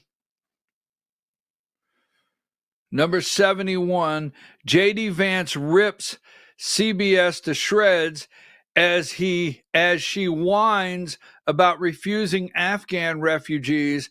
I don't really care, Margaret. And that's what he said. I watched it yesterday, and she's like, but they're vetted. No, they're not, Margaret. 72. We have shut off all of the programs of refugees or asylum seekers in this country. You're concerned. This is Afghan national Ahmad, I can't pronounce his name anyhow, 27 of Oklahoma City, confessed to investigators that he had planned his attack, all right, to coincide with Election Day. Brennan said that was a very particular case. That was a particular case. You're not letting the others in. And I watch these people on a daily basis, and I think to myself, we don't have to put up with this any longer. No longer do we have to put up with this. Give me number 73. She insisted that the refugees have been vetted, while Vance hit back, stating that many have not been properly vetted, leading to the possibility of terror attacks in America. Like, you got to let them in. No, we don't. We don't have to let them in, Margaret. It's America first. Now, they are upset this morning over yesterday. Was it yesterday or day before, where Trump, I had it here just a minute ago. There it is. 18, I think a total of 18, number 13 and 14. Trump fired about 18 IGs, but he didn't give legal notice. He did not give legal notice. Trump fires over a dozen inspector generals from the Department of Defense and Department of State. He fired them. Yes, but the law says you got to give them a 30-day notice. Yeah, we'll see what happens there. Yeah, we'll see what happens. Here's your notice. You're out. Trump fired him. They are crying because he did not give proper notice according to them. Now, this audience. So every time I go to break, I always look to see, what I might have here from you guys out there. And number 89. And I look and I'm like, looks like that school system had a patriot teacher working there. I'm like, okay, what do you got there? What do you got there? Fort Worth. And then I'm like, I got that. I love this audience. I really do. I love this audience. Texas teacher invites ICE to raid his school. I have many students who don't even speak English. Don't you love it? Trump's ICE crackdown nets 538 arrests. A Texas substitute teacher has come under fire for inviting Immigration and Customs Enforcement ICE officer raids to his school because his students don't even speak English. Fort Worth Independent School District officials launched an investigation after the substitute teacher responded to a post by ICE on social media, giving an update on arrest for January 23rd. You can come to my class. You can come to my class. They don't even speak English. An invasion. And that's where I got a little sidetracked. All right. For years, we have had migrant workers. We can bring people into this country. I'm okay. You and I might disagree. I'm okay with bringing people in this country. I went to a Christmas party with probably 120. And they're not, El Salvadorans, Hondurans, Mexicans. They're just all hardworking people, good people, man.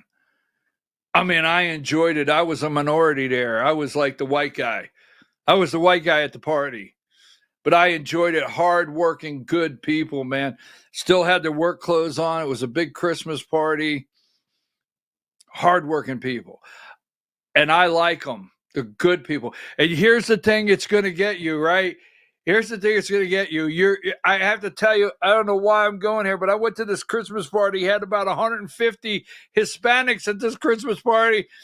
And 7 out of 10 were wearing something with an American flag on it. American flag shirts, American flag hat, something. Yes, and it was, I really enjoyed it. So let me get away from that. Trump went to Vegas. Did you see Trump went to Vegas? Give me video 18. Trump went to Vegas. I gotta throw this in because I gotta change things up just a little bit. Our country was on the verge of some of the very bad things, and bad things were happening. And now there's light not only over America. I've heard it from even our enemies. They call up and they say, "Sir, we hate you. We do hate you, but there's light over the world right now."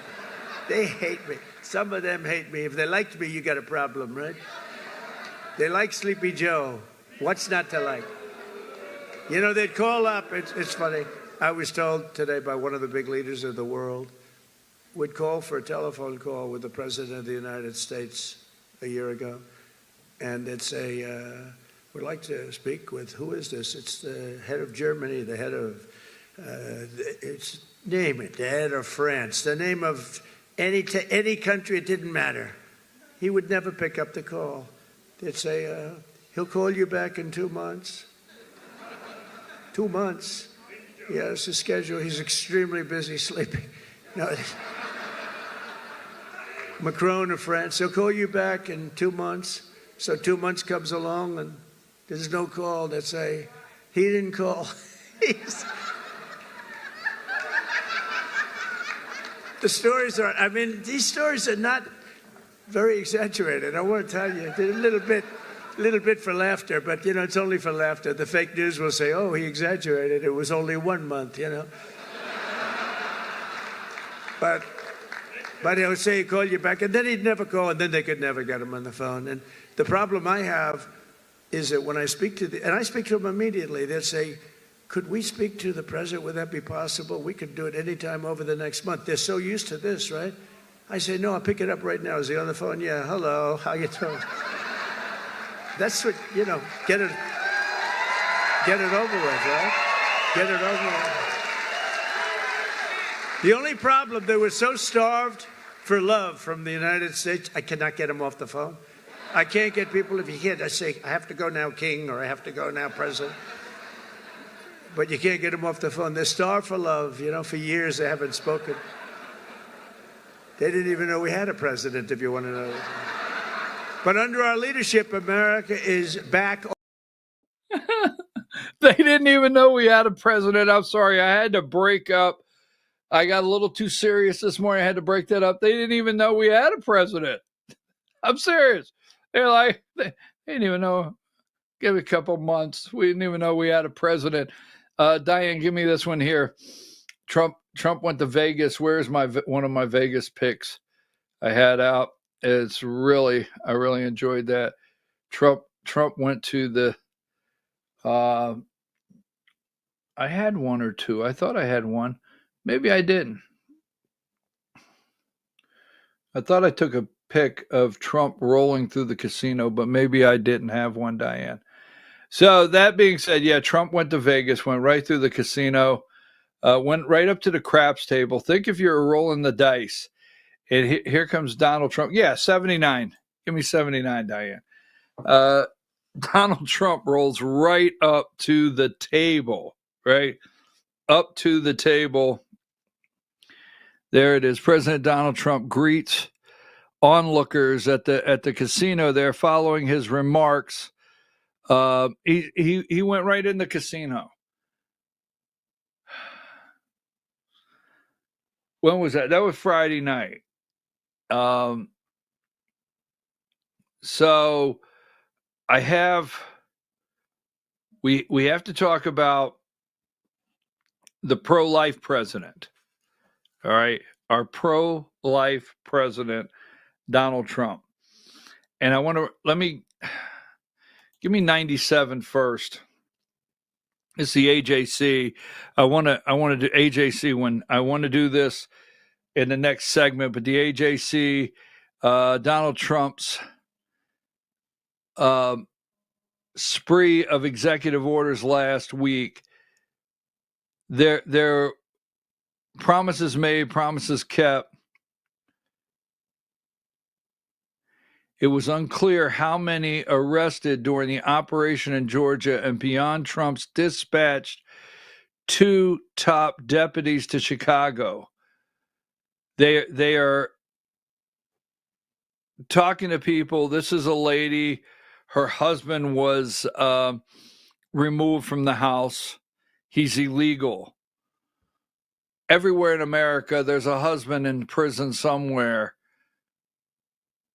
Broke the law. So wanted to show you that one. Now, because at 10 o'clock, we're going to have the Georgia Hour.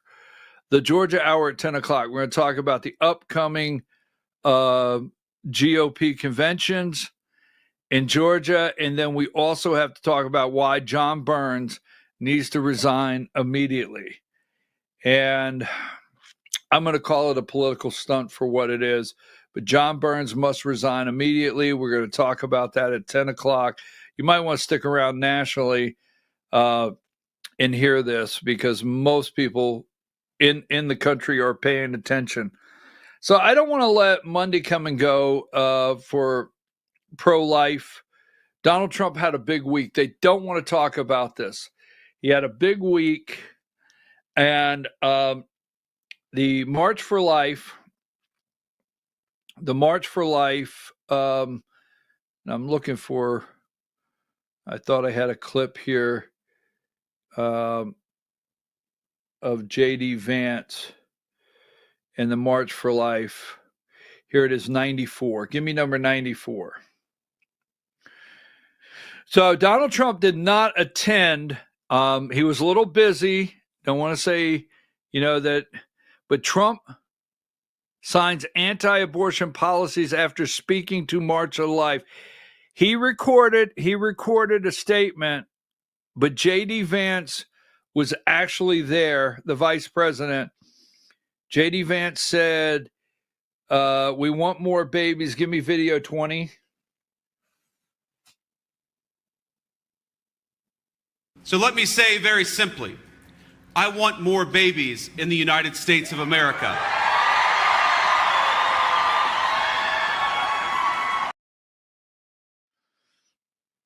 Right? Diane, I sent you a video. I didn't number it. I just sent you a video. Could you load it? So, and I'm going to need number 95 before we go to break, and I do want to play that video. So, right here, the March for Life. You think this guy was busy? I have to tell you, he was busy last week. Trump signs anti-abortion. Now, there's a couple things that Trump did last week.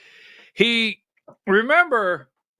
pardoned 28. Was it 28? I forget the number. And it was Bevelyn Williams. What was her name? Or was that her name? The black lady? The the face law, you can't get in people's face. All she was doing was praying. She was praying while people were going in an abortion clinic, and she was praying. She got 41 months. We played that the other day. Trump pardoned pro-life activists. Now, Donald Trump campaign trail promise to leave abortion regulations to the states just lasted a few days in his presidency. He issued executive orders on Friday, a lot of people not talking about this, to revive some anti-abortion policies from his first administration, all right? Including restrictions on federally funding family planning and other health programs abroad that discuss abortion and an option or provide referrals for the procedure. Now, you were correct, Diane. I want to go to the next one there. Give me 95. So here's what he did Friday. Remember this? So for some of you young people, and I hope young people do watch the show, or you pass it along to your children, seriously, one of the executive orders repeals a pair of Biden administration orders from the last few years that encourage government agencies to look for ways to protect and expand access to abortion care, including medication abortion. The full range of productive health care services, including birth control and emergency contraception. The order argues that it will ensure enforcement of the Hyde Amendment. Now, what the Hyde Amendment did, and Biden just bypassed it, and they used language to take your tax money and use it on abortion. The Hyde Amendment said, okay, if abortion's legal, you can't use taxpayer money. That's why Planned Parenthood, we always argued about defunding Planned Parenthood. We would fund it. They would say, all right, we're going to take your money and pay the electric bill, and then we'll take the money we raise to do abortions, which means you're really paying for them. So the bottom line is the Hyde Amendment. You cannot use tax dollars. You can't do it. That's number one. The other one, worldwide, the other executive order Trump signed Friday reinstates the so-called Mexico City policy. Remember that? Named for the city where it was first announced, restricting foreign organizations receiving U.S. global health funding from providing and promoting abortion with other sources of financing. You cannot use our money in any health service around the world that you get from us to provide abortions. Can't do it. So those are two things that Donald Trump did Friday, along with pardoning 28 people that were convicted in Joe Biden's Department of Justice of crimes against abortion clinics and so on and so forth, right? While J.D. Vance said, we want more babies. So I did not want to lose that in the mix of what happened. Pete Hegseth is on the job. Diane, do you have that video? I'd like to have the first video released of Pete Hegseth, the Department the Secretary of Defense. Could you play that? And as the Secretary of Defense, it's an honor to salute smartly, as I did as a junior officer and now as the Secretary of Defense, to ensure these orders are complied with rapidly and quickly. Every moment that I'm here, I'm thinking about the guys and gals in Guam, in Germany, in Fort Benning and Fort Bragg, on missile defense sites and aircraft carriers. Our job is lethality and readiness and warfighting. We're going to hold people accountable. I know the chairman agrees with that. The lawful orders of the President of the United States will be executed inside this Defense Department swiftly and without excuse. We will be no better friend to our allies and no stronger adversary to those who want to test us and try us. So, Mr. Chairman, thanks for welcoming me today. I look forward to serving the troops, the warriors of this department. It's the honor of a lifetime, and we're going to get to work. God bless you all. And as the Secretary, I just thought you'd be interested that he showed up sober for Susan Collins, Lisa Murkowski, Mitch McConnell. He did show up. I want you to know he showed up on time, wasn't late, didn't have to take an Uber in where he partied all night. Can you see him getting out of the car like Rodney Dangerfield in Caddyshack, right? Can you see him getting out of the car?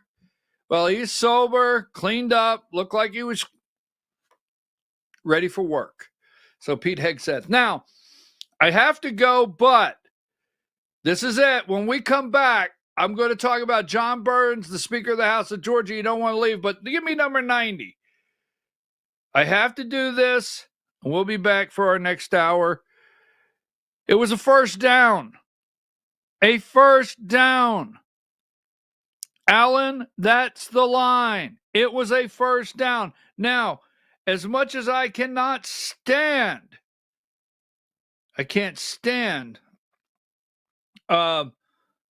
Joe Scarborough. Now, you know that. You know I don't like Joe Scarborough. But go ahead and give me video 13.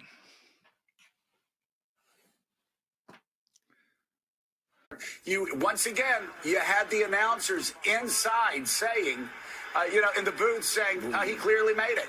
Yeah, we're seeing it here. The referee at the top of your screen, clear, as you just said, clearly marks it as a first down. First down.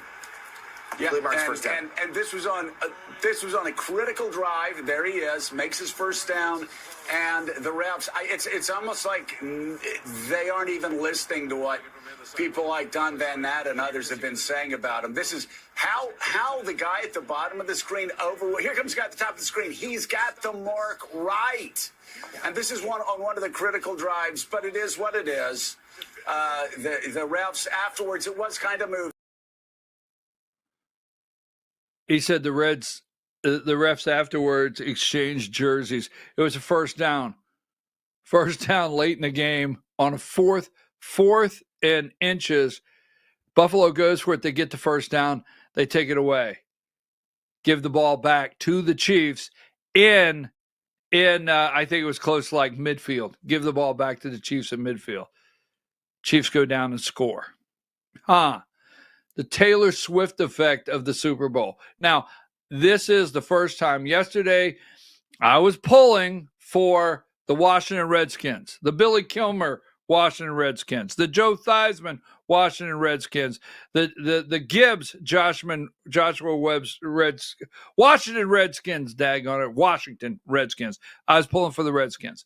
And I was also pulling for the Buffalo Bills for the fans. I was pulling for the Buffalo Bills. Now, I will tell you this. I'm not an Eagle fan. No, never, nada. Eagles fan. No. But I am going to pull for the Eagles for a couple reasons. They are in Pennsylvania, so I'll just say, okay, we'll go Eagles. Second, I don't like the Eagles. Second, Jalen Hurts and Barkley. The running back is amazing for the Eagles, and Jalen Hurts is they're good athletes. They're both good athletes, and I want to see Mahomes. I want to see the little dancing queen, not Taylor Swift, the number 87, the little queenie that dances and thinks that he's all that. And I want to see them all done away with. So I'm going Eagles. Give me. It was a first down. You can't make this up. Nothing you need as a company anymore. Number 88. You couldn't ask for any more than this if you're a company and you're trying to preserve your DEI program, right? Diversity, equity, not equality, equity, and inclusion, right? Number 88. Nothing any better than having Al Sharpton show up to help you. Costco. That just didn't go well for Costco.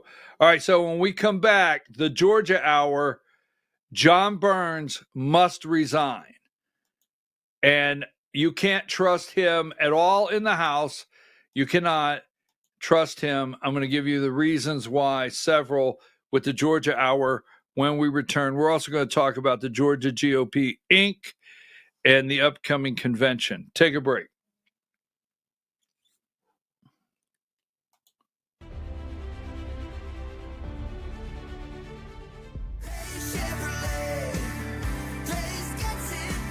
Kicking off the new year in a big way at Days Chevrolet Jasper with 2.9% financing on the all-new 2025 Chevy Equinox, plus $1,500 in days discounts and no payments for 90 days. So keep that New Year's resolution and take on the all-new 2025 Equinox from Days Chevrolet Jasper. Days Chevrolet.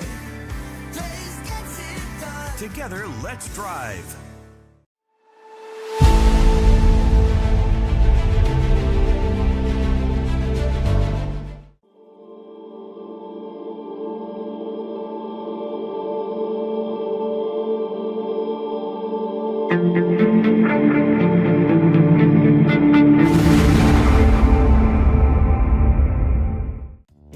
Body Shop in Ellijay. Family owned and operated since 1978. The latest in cutting-edge digital technology and state-of-the-art equipment allow our iCard Gold Class certified technicians to restore your vehicle. Our second-to-none customer service will work directly with your insurance company. Major accident or minor fender bender, we take the dents out of accidents. Larry's Body Shop, North Georgia's #1 body shop. Visit us at collisiondecision.com. Why give your money to liberal media companies? Put your marketing needs in the hands of a conservative marketing professional and start getting results today. FYN Media Group, one of the top digital marketing agencies in Georgia, specializes in website design and hosting, social media promotion and management, and so much more. Visit FYNmediagroup.com or call 706-889-3564 for a free consultation. Ladies, when you wear elegant jewelry, you become a force to be reckoned with. You shine brighter than the stars in the sky, and your inner beauty radiates like the sun. So embrace the magic, embrace the elegance, and let your jewelry be a reflection of your true, authentic self. My friends over at North Georgia Diamond know what a woman wants. Go see them for the perfect gift. And remember, when it comes to elegance, there's no such thing as too much. Come see us at North Georgia Diamond. We're igniting passion one sparkle at a time.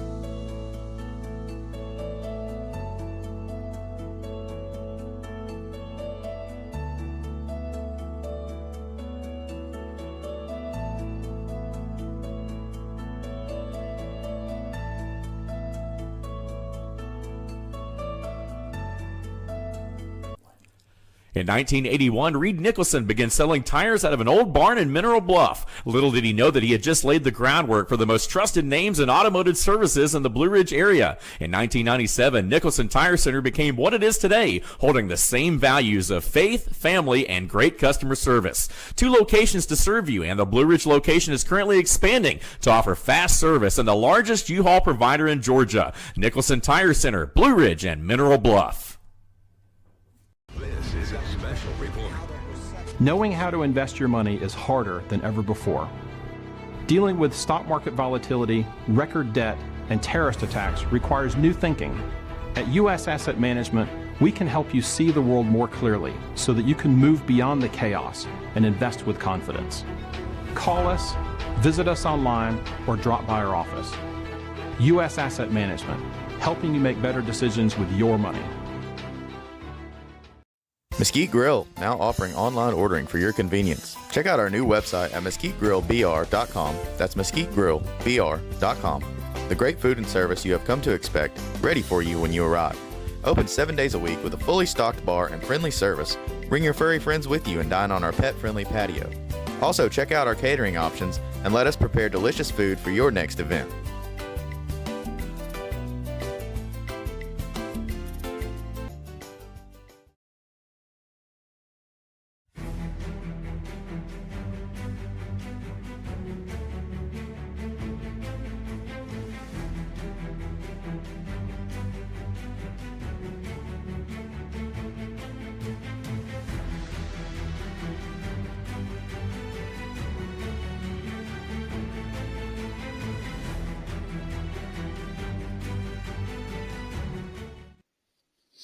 Welcome this morning, Monday morning, January 27th, 2025, the Georgia Hour. This is the Georgia Hour with BKP. We appreciate everyone tuning in and talking about it and sending us messages every day for 1 hour, approximately 1 hour. Diane, when we started the Georgia Hour and we talked about it, I told Diane we were going to do, I said, Diane, we're going to do 3 20-minute segments, or 3 18-minute segments. So we're going to take a break about 10:16, 10:35, and then close, right? She looked at me and she said, okay, and you're going to do that? Yes. So we will achieve one of these days very soon. I promise. Discipline will overcome me, and I will get the Georgia Hour started at 10 and get 3 segments, hopefully a day is my goal. I promise I'm not going to stop. So, in the Georgia Hour, anything and everything in Georgia. So if you send, let's get this started. We are in the Georgia legislative session is taking place right now. Last week, as you well know, in Georgia, we've had a cold snap. In North Georgia, many of us are trying to figure out how to pay our electric bill. That'd be me. But we've had a cold snap in Georgia. Last week we were talking about at 5 and 6 degrees in the morning. Then we had a snowstorm in North Georgia that basically Diane knows all too well. We couldn't basically get out of the house for a week around here. Then we had a snowstorm in South Georgia. You guys sent pictures of snow on the beach. Wow, that was so neat. Snow on the beach. In South Georgia, all the way down into Florida. And what I'm getting at is last week, the Georgia legislative session should have been in budget. Everything should have been closed off. Mainly all budget committees working last week. All of the committees creating their budget. That has shifted into this week. So this week what should have been completed last week in the Georgia legislative session. There's work going on this week in the budget. Now, what happens during the budget? Everyone shows up, and this is where I need your help out there. You can look this up, send it to me, find out, get on board. We need people to help us here. This is what's taking place. All of your constitutional offices, your board of regents, that means your state school system, all of the school systems, the board of regents, the K through 12, the state board of education, Richard Wood, the school superintendent, Department of Agriculture, Secretary of State, Attorney General's office, every agency, DFACS, whatever. Everyone's coming in and presenting their requested budgets. Everyone. And telling you what they need, if they need to hire more people or they need to open more offices, child protective services. Do they need, you're going to put more money into that? This year, there's a lot of discussion around our jails in Georgia, our prisons, and our prison system in Georgia.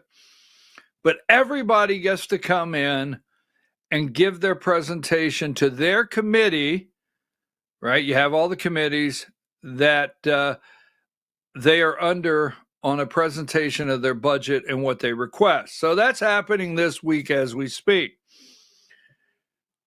The Secretary of State has a budget liaison in Georgia, Brad Raffensperger. The team puts together what their requests are. And we need to talk about that, and I want to dig into that tomorrow pretty deep. I want to talk to a couple people to see if they've heard anything. If you've heard what the budget request is from the Secretary of State, let us know, Brad Raffensperger. If not, let's find out what the request of the budget is or what they're requesting. Now, I have not watched it, and I think some of you may pay attention to it. You can watch under the Georgia General Assembly, you can watch all of these budget committees and the presentation. So I don't know when the Secretary of State, but if you can find it, you can actually watch the presentation on what they are asking for this year. So moving right along,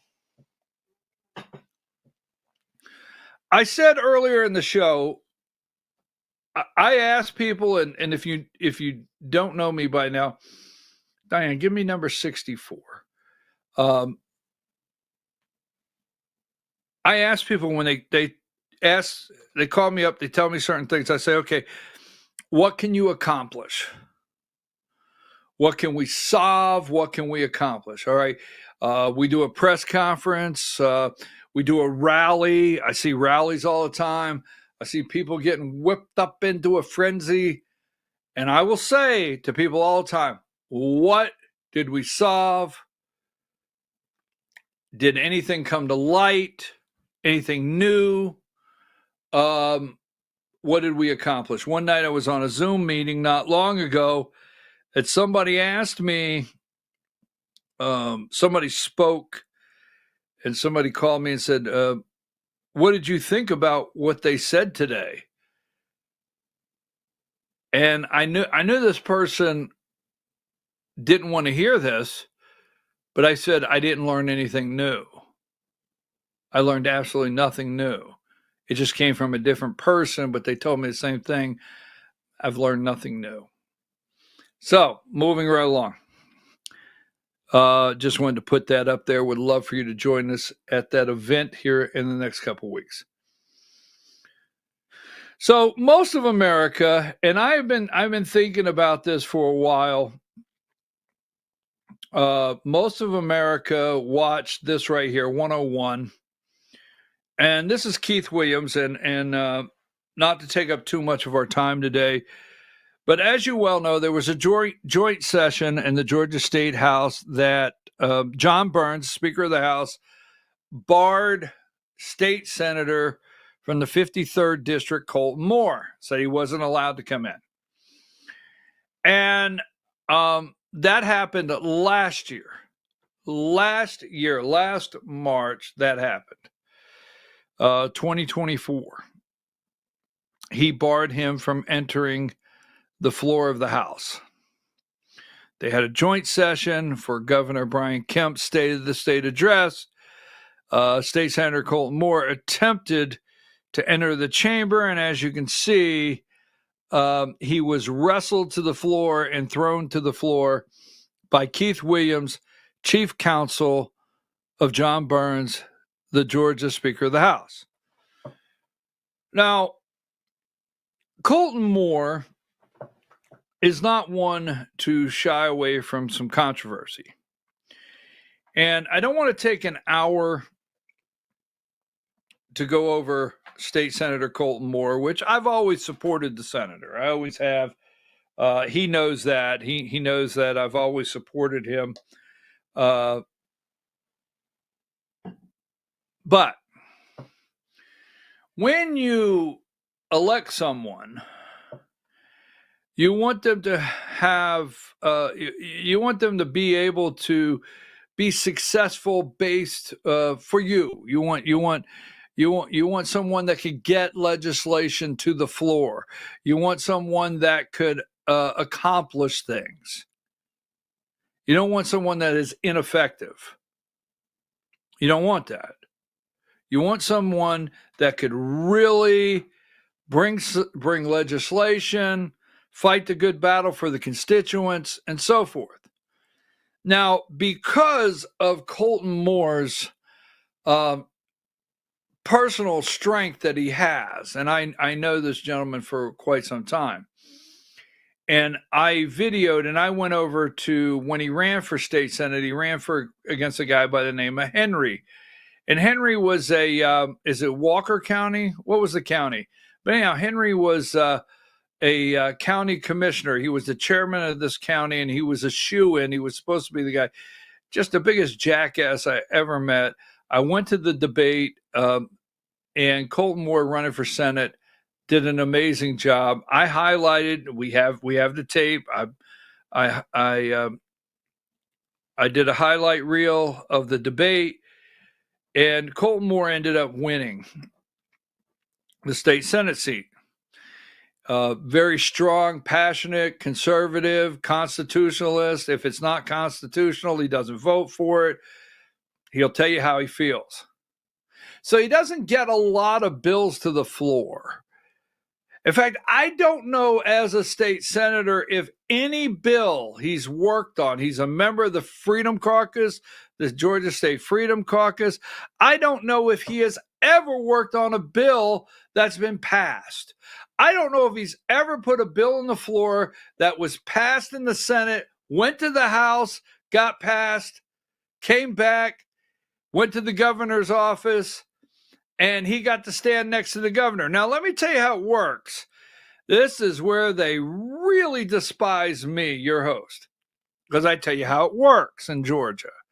So if you're the one that gets a bill, if you're the chosen one, and you have abided by the lobbyist requirements, yes, and if you've abided by the kings and the queens, and if you've gone to the castle for all the proper meals and the proper, and if you've done your court jester, is that what it's called? Whatever. If you've done your little comedy routine in front of the king and queen on the throne, this is not a joke. This is Georgia, folks. I am being very serious. I'm not horsing around. And if you went in and kissed all the rings necessary, then your bill possibly could get out of committee and be voted on. It could possibly, if the governor says, I like it, it could possibly go to the governor's desk to be signed. Now, when that happens, you could be present for the signing of the bill. Yes, there's the signing of your bill, and the governor and the first lady, because Marty gets to go all the time. We have 2 governors in Georgia. And you get to stand there around the desk, and he is proud to sign your bill, and you get to go back home to your district and say, look at this. Brian Kemp signed my bill. It doesn't mean jack squat. It's not constitutional. It did really nothing for you, but it's on my resume. The governor recognized me and signed a bill.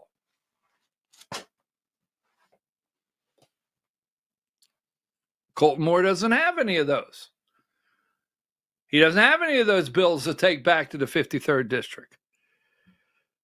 So what good is he? I mean, is he useless? I mean, should the people of the 53rd district look for somebody that can get legislation to the floor? Look for a team player. That's what they always say, a team player under the gold dome. Should they not look for somebody that gets along with others? Well, in fact, they kicked Colton Moore out of. Colton Moore stood up to the governor, stood up to the Attorney General, Chris Carr, even to the likeness or the liking or the appreciation from President Donald J. Trump about Fonnie Willis. Remember, Brian Kemp gave the speech from his desk in the office, the press conference. I haven't found anything Fonnie Willis has done wrong. Remember that? Brian Kemp did that. Colton Moore brought that up. Then he got mad at his colleagues for not getting on board with telling Brian Kemp, hey, you got to investigate her. You got to remove her. Fonnie Willis. Now, there's a lot more details that go to that. People say, well, you're glossing over he did this and you're glossing over he did that. I get it. There's a lot more details, okay? But he brought it to the attention so much that the Georgia State Republican Senate caucus removed him. He's not a member of their caucus. So let me ask you a question.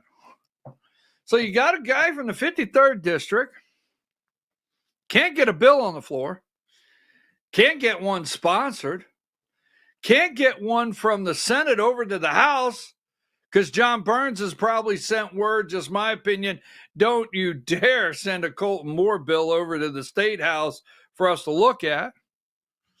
He can't get a bill for his constituents to the governor's desk. He's not even a member of their caucus. What good is the guy?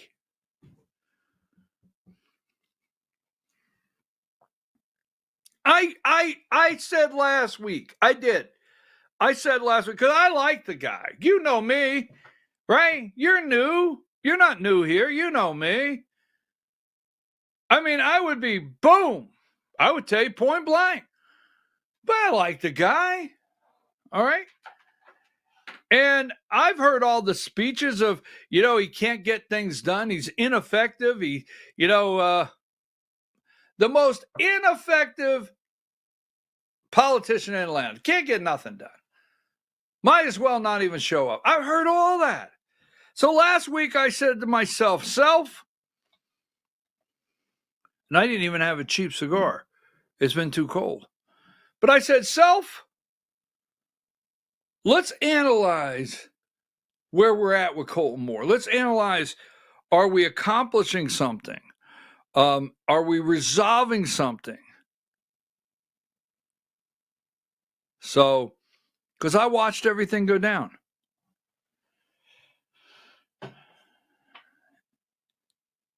Colton Moore, by having the guts and courage to walk up to that door and say, I'm going inside,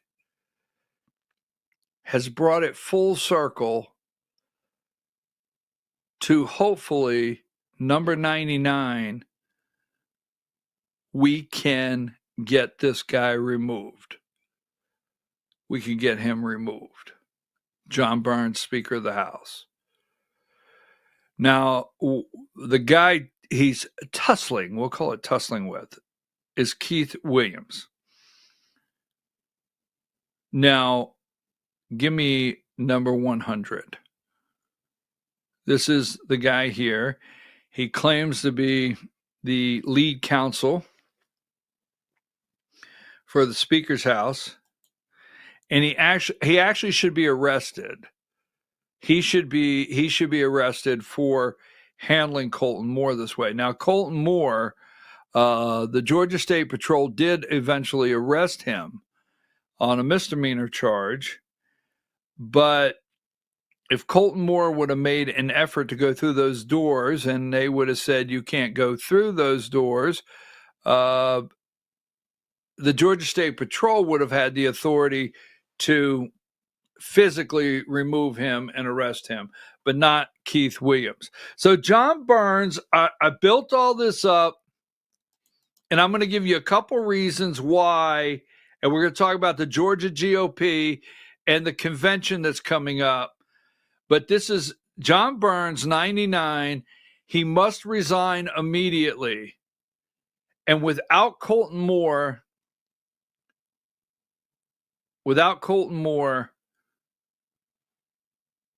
highlighting why this guy should resign would generally just be he should resign.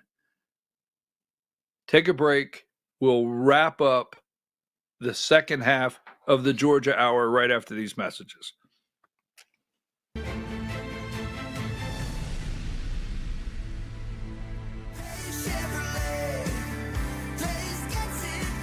Kicking off the new year in a big way at Days Chevrolet Jasper with 2.9% financing on the all-new 2025 Chevy Equinox, plus $1,500 in Days discounts and no payments for 90 days. So keep that New Year's resolution and take on the all-new 2025 Equinox from Days Chevrolet Jasper. Days Chevrolet.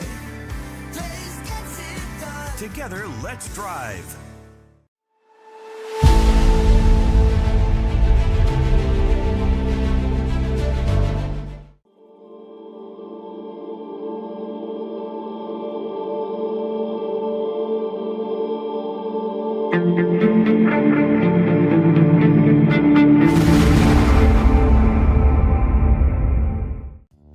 Body Shop in Ellijay. Family owned and operated since 1978. The latest in cutting-edge digital technology and state-of-the-art equipment allow our iCard Gold Class certified technicians to restore your vehicle. Our second-to-none customer service will work directly with your insurance company. Major accident or minor fender bender, we take the dents out of accidents. Larry's Body Shop, North Georgia's #1 body shop. Visit us at collisiondecision.com. Why give your money to liberal media companies? Put your marketing needs in the hands of a conservative marketing professional and start getting results today. FYN Media Group, one of the top digital marketing agencies in Georgia, specializes in website design and hosting, social media promotion and management, and so much more. Visit FYNmediagroup.com or call 706-889-3564 for a free consultation. Ladies, when you wear elegant jewelry, you become a force to be reckoned with. You shine brighter than the stars in the sky, and your inner beauty radiates like the sun. So embrace the magic, embrace the elegance, and let your jewelry be a reflection of your true, authentic self. My friends over at North Georgia Diamond know what a woman wants. Go see them for the perfect gift. And remember, when it comes to elegance, there's no such thing as too much. Come see us at North Georgia Diamond. We're igniting passion one sparkle at a time.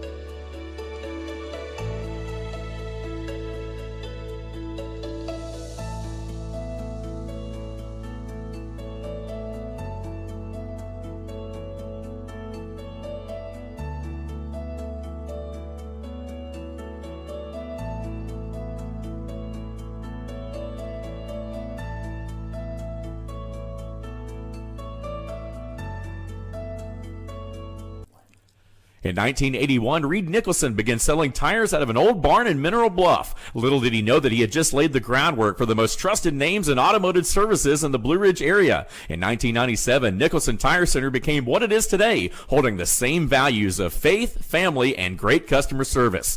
2 locations to serve you, and the Blue Ridge location is currently expanding to offer fast service and the largest U-Haul provider in Georgia. Nicholson Tire Center, Blue Ridge, and Mineral Bluff. This is a special report. Knowing how to invest your money is harder than ever before.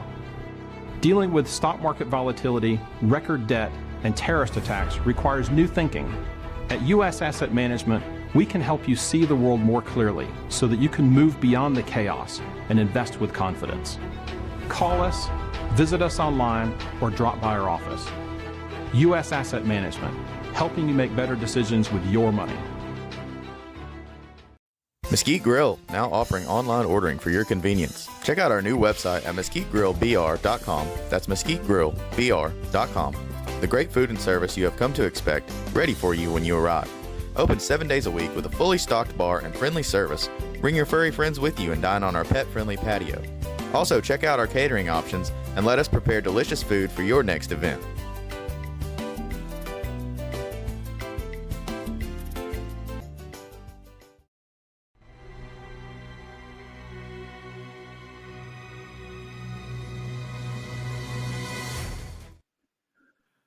Welcome back to the Georgia Hour. I am your host, BKP, and you're watching BKP Politics on, or the Georgia Hour, I'm sorry.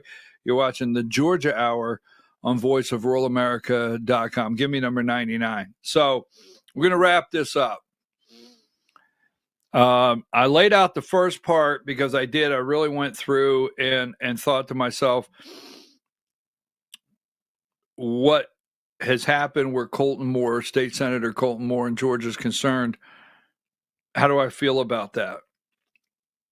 John Burns needs to resign. Now, I'm going to do something,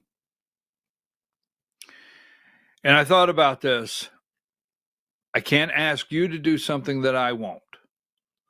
I can't ask you to call someone that I won't. I can't ask you to make a statement that I won't. So, in that being said, I'm going to show you why, one of the many reasons. Because John Burns is a bad person. And those are my nice words. I don't get into the foul language and some of the things that happen on some of these podcasts. John Burns is a bad person. Anything you think John Burns is telling you that you think may be true is not true. This is a very bad person. We must put our foot down. Once and for all, we must stop this. You cannot serve. Well, let me just say this, and I'm going to give you my reasons because I'm going to make a statement here. Give me 91. Now, this is August 7th, 2024. Atlanta pastor leans on personal story to fight for LGBTQ equality and social justice. The Reverend Andy Woodworth speaks with church members before service at a neighborhood church. And this is June 30th, 2024. That is a man. That's a man. That's a man. Okay? Now, 92.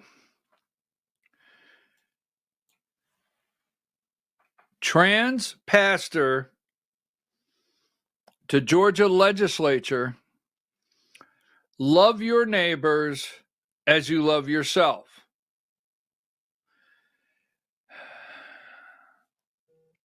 Democratic State Rep Draper of Atlanta left introduced the Reverend Andy Woodworth, who is believed to be the first transgender pastor to address the Georgia House during its morning devotional prayer at Monday's pastor of the day. This is March 11th, 2024. March 11th, the last session. John Burns is Speaker of the House. John Burns is Speaker of the House. Now,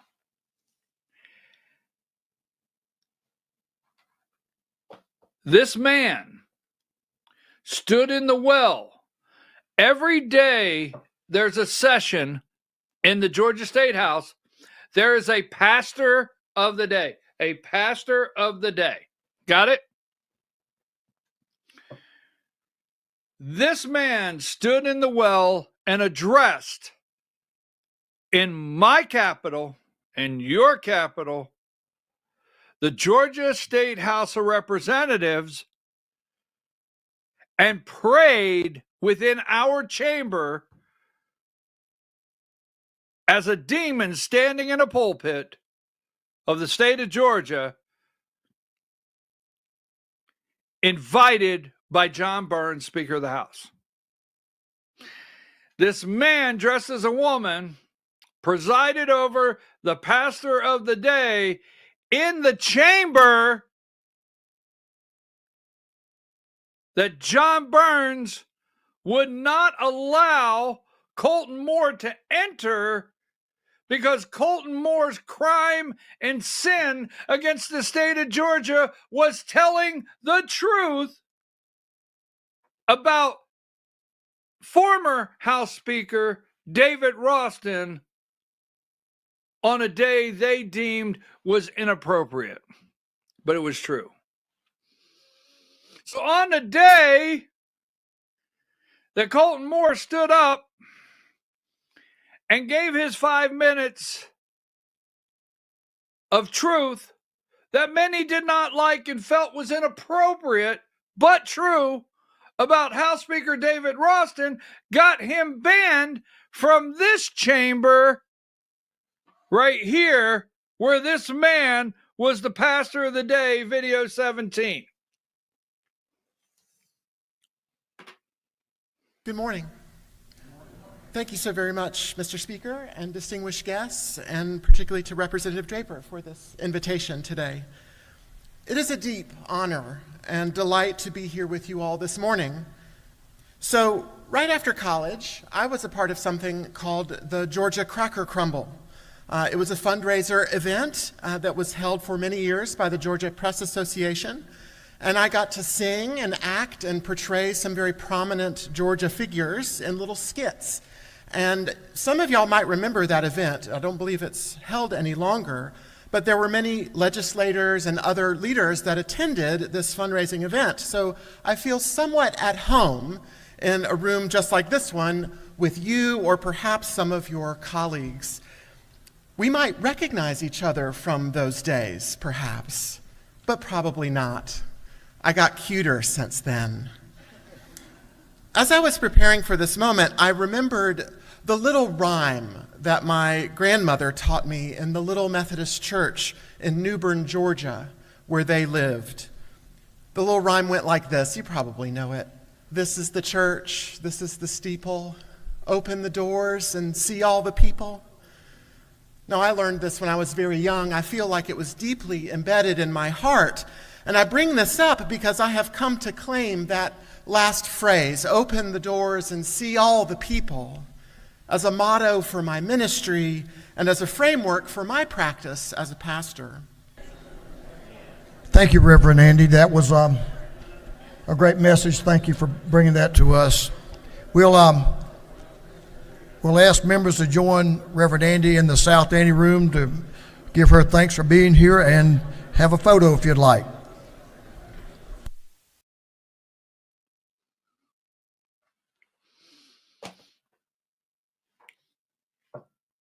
Thank you, Reverend Andy.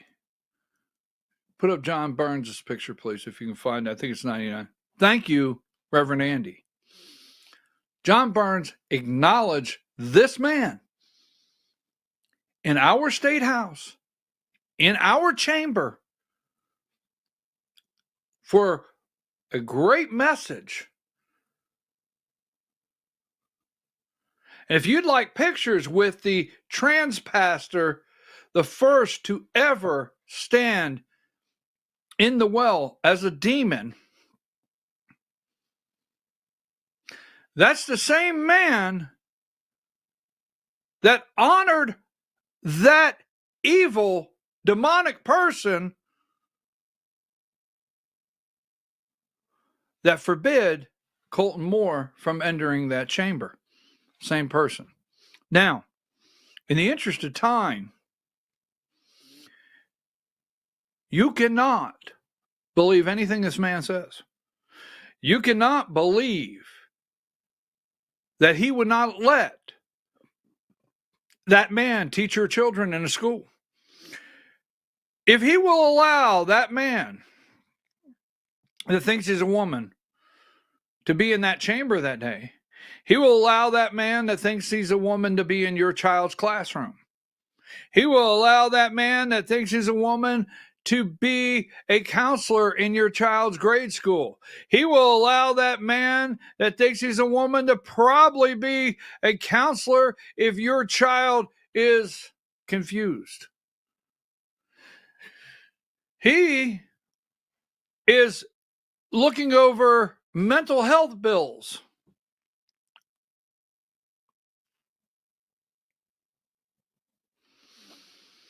This man is bad for our state. Now, this is what I'm getting at this morning. All right?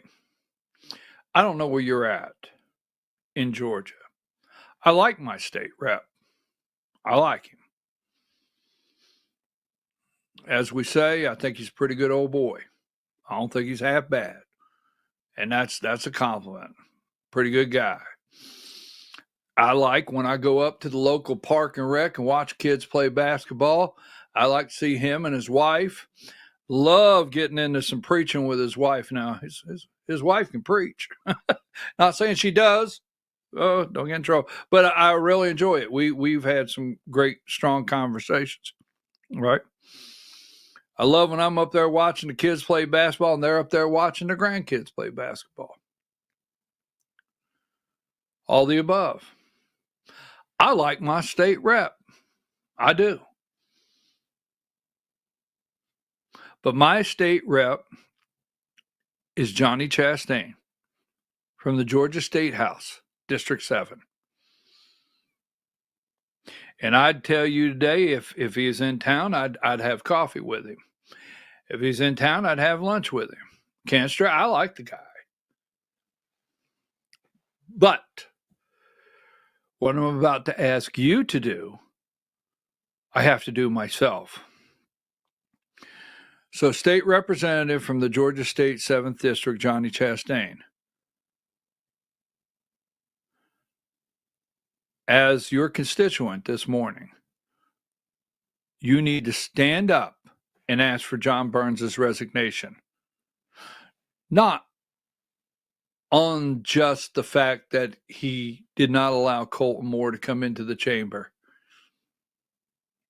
Everything. What it's all about.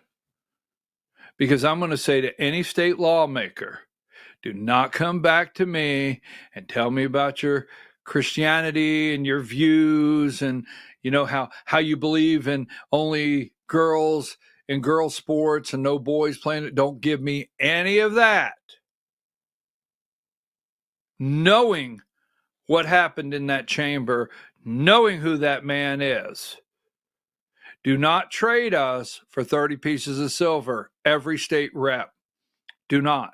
Do not trade us for the silver that is probably going in through 12 different channels that we can't track from lobbyists. So I say respectfully, I'm asking Johnny Chastain to ask for John Burns' resignation immediately. If I can do that, you need to call your state rep, and you need to start now all across this state, and do not be in fear, and do not be starstruck, and do not be worried about the retaliation, okay?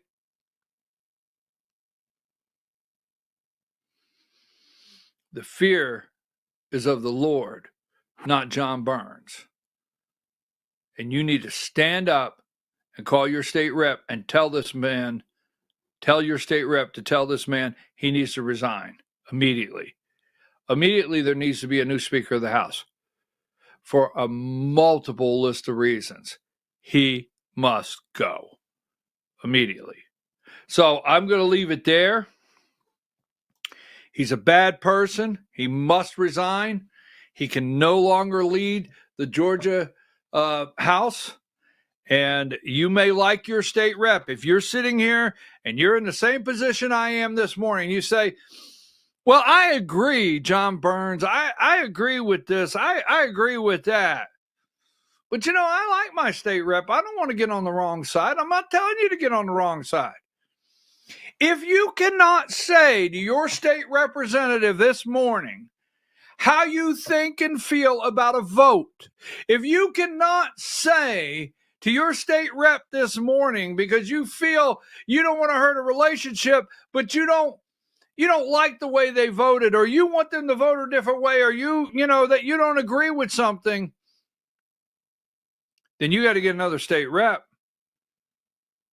Because right now, if what I've said, where I'm asking my state rep to ask for his resignation, if I go into town, I see my state rep, and they're mad at me? Really? No, that's not how it works. And I don't look for my state rep to get mad at me. But I'm going to tell you right now, and I have much deeper stuff that I'll go into tomorrow. We'll go into this a lot deeper tomorrow where John Burns is concerned. But I'm going to tell you today, the man that stood in the well of your House of Representatives under the Gold Dome, the Georgia taxpayers, and allowed this man, number 92, allowed this man to stand there and pray over our day of general session legislation and then say what a great message, must be gone immediately. Not another day should he occupy the Speaker of the House office under the Gold Dome. Period. Take that down. Diane, I sent you a video. I would like to close with here in just a minute. It's I Don't Care Margaret. That is going around. I Don't Care Margaret is going around with J.D. Vance. And actually, I really enjoy that. I want to go into this with what little bit of time we have. We have here it is, number 66. We're going to spend some more time on this tomorrow and throughout the week. The Georgia Republican Party key convention dates. Now, Josh McCoon, the current chairman of the Georgia GOP, Inc., does not have the management skills to lead the party into 2026.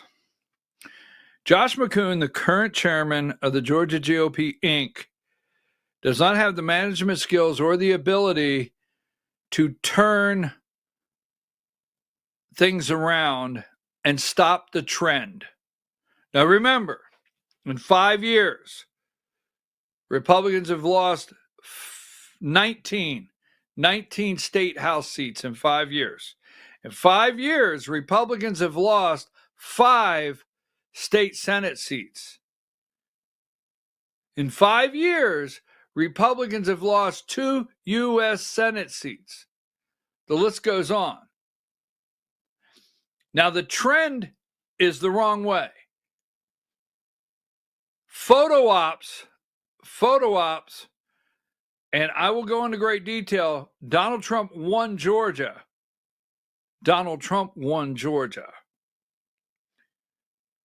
So we got to wipe that clean. That's great. We're glad he won.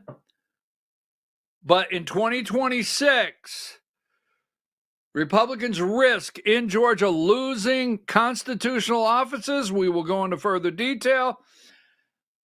In 2026, Republicans risk losing even a deeper loss in their majorities in the state House and the state Senate, and possibly a congressional seat. And that is something we have to turn around. And the current chairman does not, I'm going to go into great detail, he does not have the ability or the management skills to do it. You have to have somebody that has the actual management skills that can pull 159 counties together, 14 districts together, and get the focus where it needs to be to turn this around. And you can't turn it around if you don't acknowledge there's a problem. First of all, they're going around cheering that Donald Trump won. I get it. That's great. Now, here's the thing. We're going to talk about it in great detail tomorrow. We're going to be picking new officers. So on February 22nd, the county precinct, now over 80,000. If your county's over 80,000, you have a precinct caucuses on February 22nd. Just under a month. You have your March, everybody. So if you're under 80, which I've always lived in a county under 80 in Georgia, if you're under 80 and over 80, everything happens on March 22nd. That's when you pick your county convention, is when you pick your new county chair, your new first vice chair in your county, so on and so forth. And that's where you pick your delegates to your district convention and your delegates to the state convention.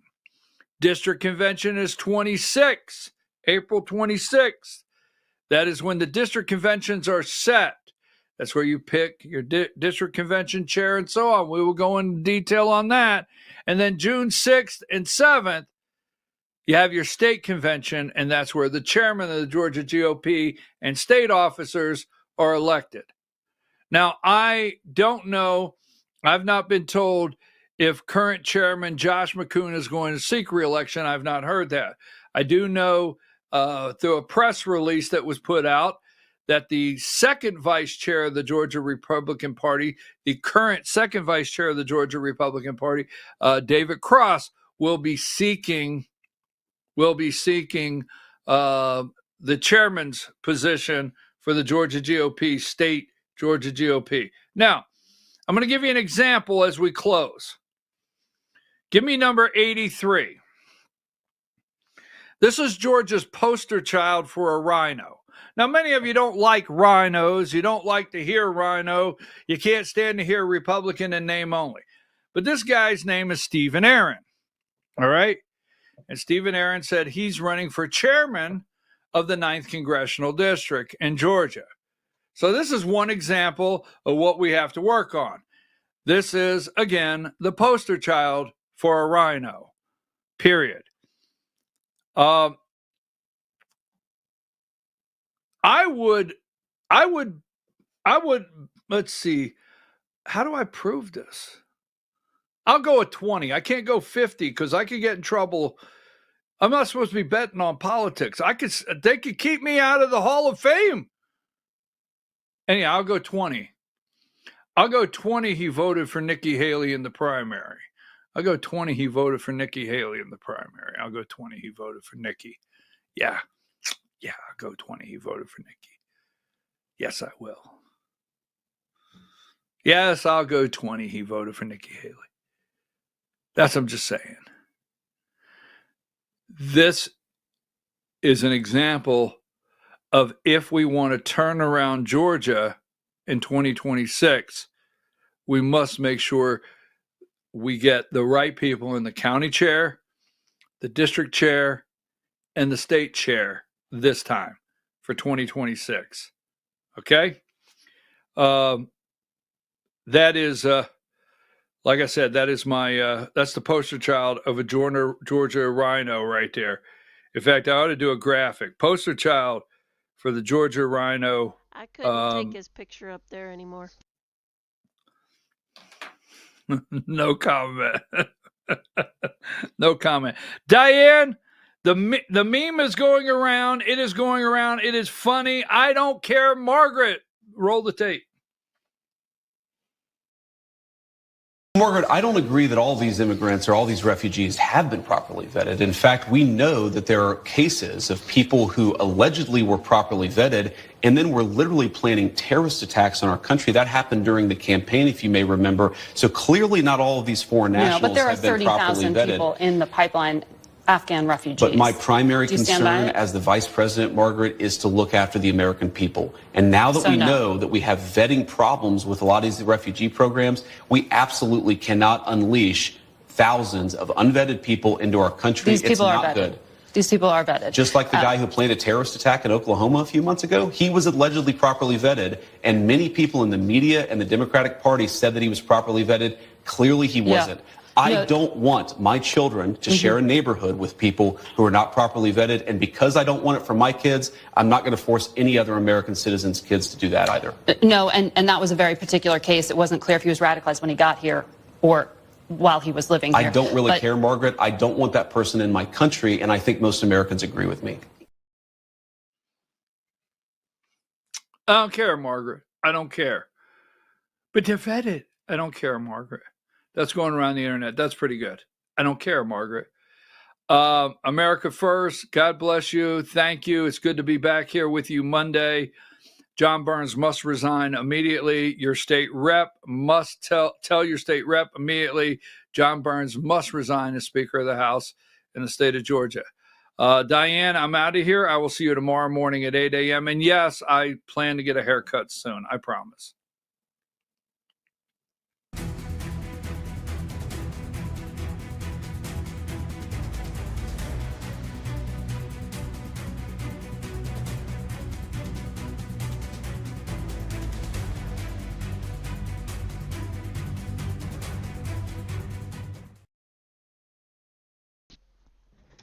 Hello. So we've got rainy weather up here and really hard to stay awake and hear the rain on the roof.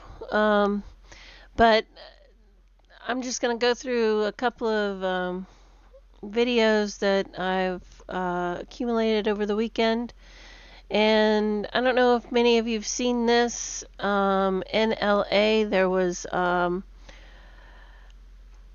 I don't know, somebody found it going through a map or something, but there was help written on near a rail card yard. So let's take a look at this video.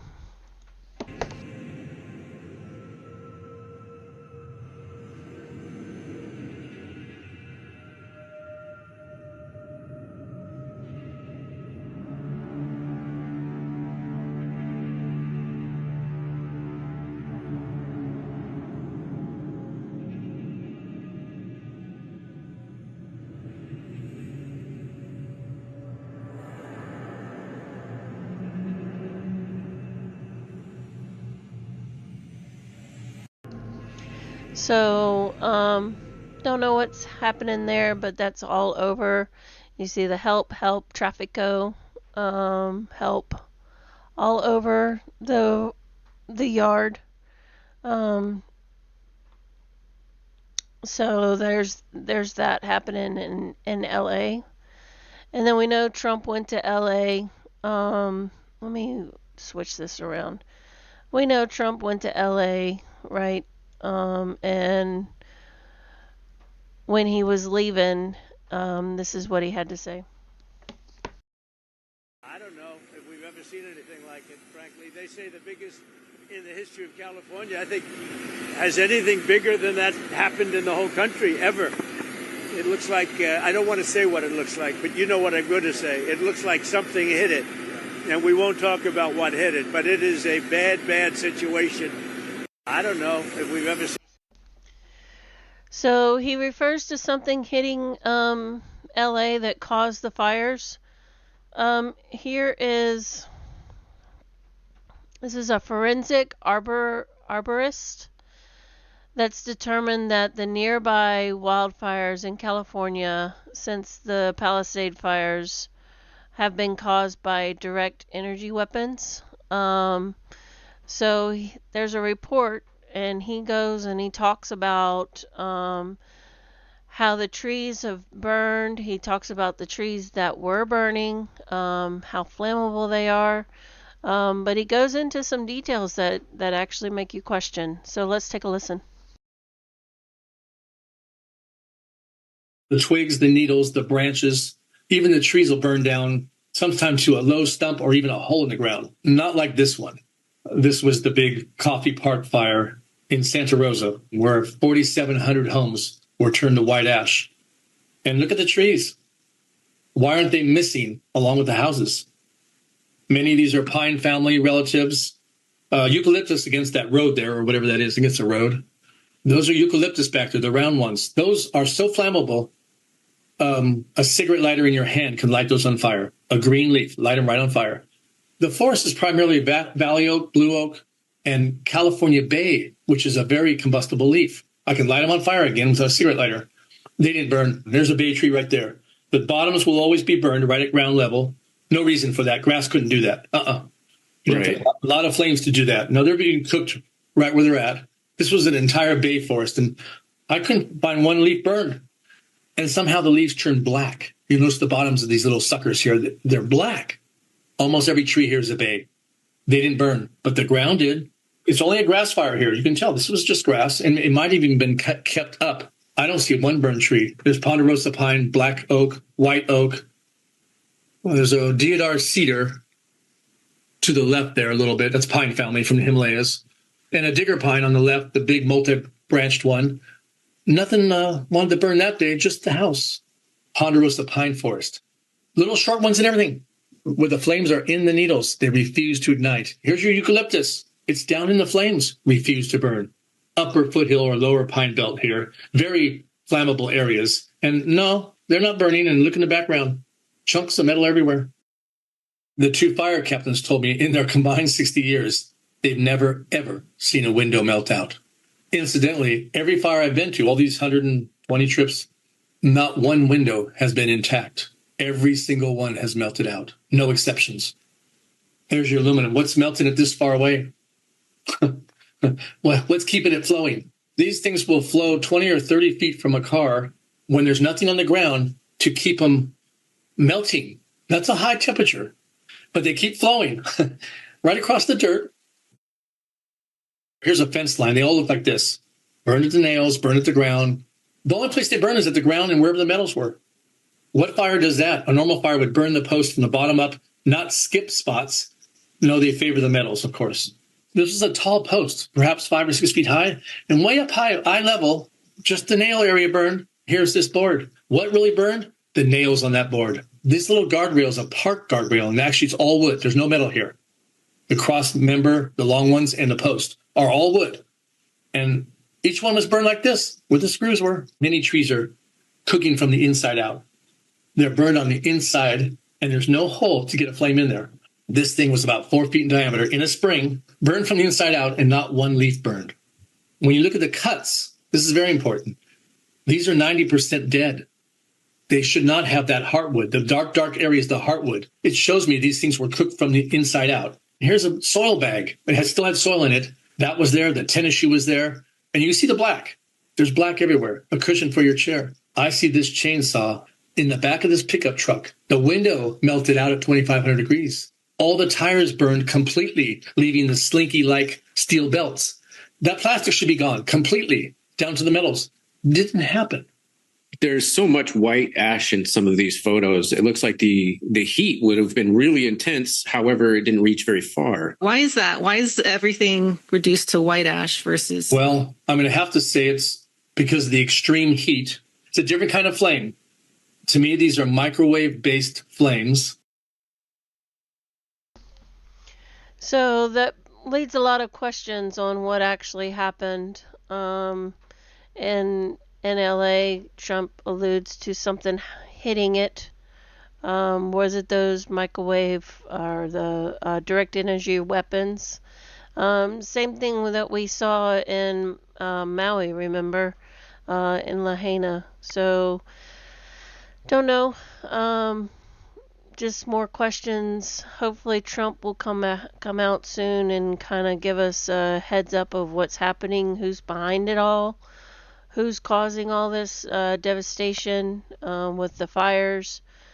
And what's up with the drones? I haven't heard anything about the drones. If you've seen anything with the drones, email me, fyndiane@gmail.com, because I'd love to see it. And maybe play for the audience. I know a couple of you have sent me some videos, and I will get to those and play them. I just saw this, and I thought it was pretty important because Trump was talking about it this weekend. We know on Friday he went to North Carolina, LA, and Vegas, which he again reiterated that if you are a tipped worker that your tips will not be taxed. So he's taking care of that promise and allowing everybody that's in hospitality or get paid by tips that you are no longer going to be taxed, which is a good thing. But back to North Carolina.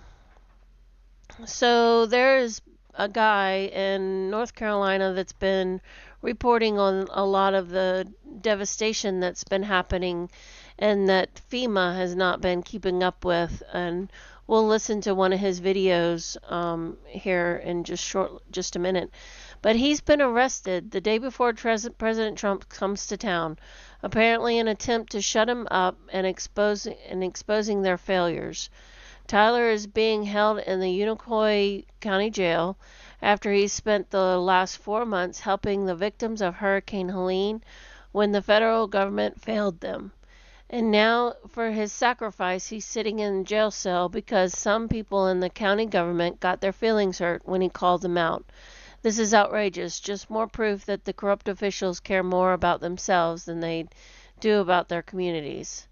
So let's listen to, Ben Bergquam and Steve Bannon are going to talk about this guy, Tyler. Obviously, a lot of people getting around him and saying, hey, the FEMA was an epic fail. You would think Tyler Burleson was one of the leaders down there and all set up, eventually to be the guys that President Trump came and met.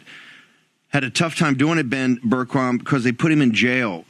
Tell me why, and then we're going to go to Tyler. What happened here, Ben? These guys were on it. They were the ones freezing and doing things for the community, and that when President Trump and Brian Glenn talked about Samaritan's Purse and other local philanthropic and charities, they're the ones that were keeping people survived as FEMA held back the money, Biden held back the money, and the local people, the local government officials didn't step up.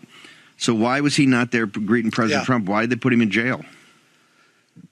The only thing I can think, and talking to folks on the ground, I talked to Tyler's dad yesterday, talked to Tyler and Misty yesterday, it's because he's exposing these corrupt governments. That's the only thing I can think. I mean, to hold him without bail the day before President Trump comes to town, and now they're saying they're going to hold him till April. I mean, it is corruption at its highest level. I didn't think you see what they did to you see what they did to President Trump, but to see this good old boy Banana Republic style injustice in these small communities where a guy puts his business on the line for 4 months, he loses $100,000 in revenue because he's helping these guys, everybody in his neighborhood that's just trying to survive.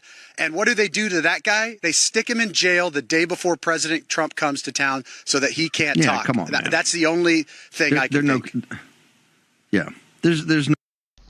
So the corruption's still going on. We see it. We know it's happening in Republican areas still.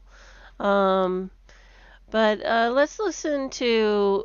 And they go on and on about the corruption in the county and whatnot. But let's hear from Tyler. Let's listen to one of his reports that he would show and give about what's happening in North Carolina. Yeah, when we get down here, you'll it looks like it just happened yesterday. It's sad. Right at 300 jobs. So if you notice in the background through his window, you saw the snow on the ground. So it's pretty cold.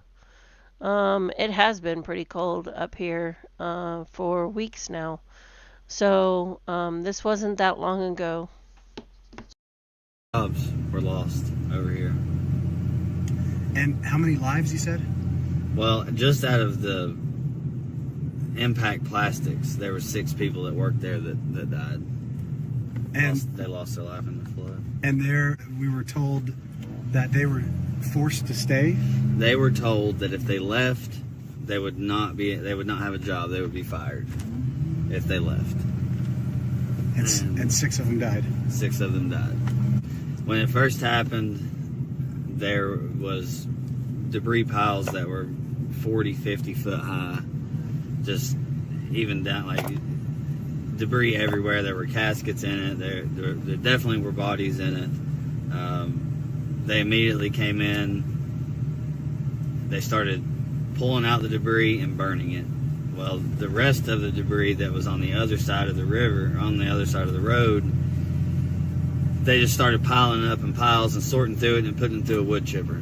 They're not searching for bodies. They're not taking any precaution for bodies that might be in there. They're literally putting it in wood chippers, chipping it up, and they're going to, I don't know what they're going to do with it. It's full of chemicals.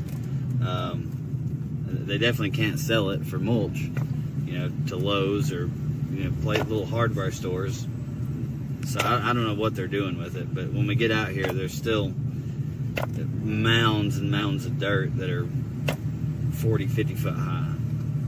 And it looks like it just happened. So. And you were out doing search and rescue? Yeah. And the first 2 weeks, we went out every day.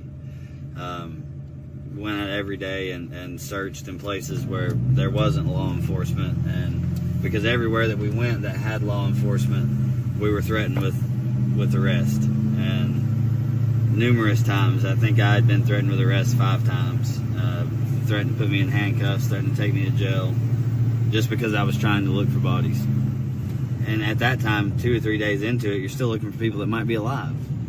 You can survive something for a little while, but after a couple days, it's kind of, there's not really any hope for it. But I'm Swiftwater Rescue certified, and I even showed my card to the officer. He didn't care.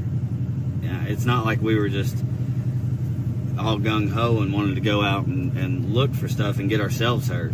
That wasn't the goal. We just wanted to help and help find people, because we knew that people were missing, and they wouldn't let us do it. So we found ways to go and do it without interfering with law enforcement. So What's your estimate of the death toll? Between North Carolina and Tennessee, between 25 and 35,000 people. Because you got to take into the account all the undocumented people. You got to take into account all the homeless people that were living along the rivers. There were a lot of camps along the rivers that were homeless people. And so you got to account all those people too. And Asheville has a very, very high number of homeless population there. So they did. Yeah, they did.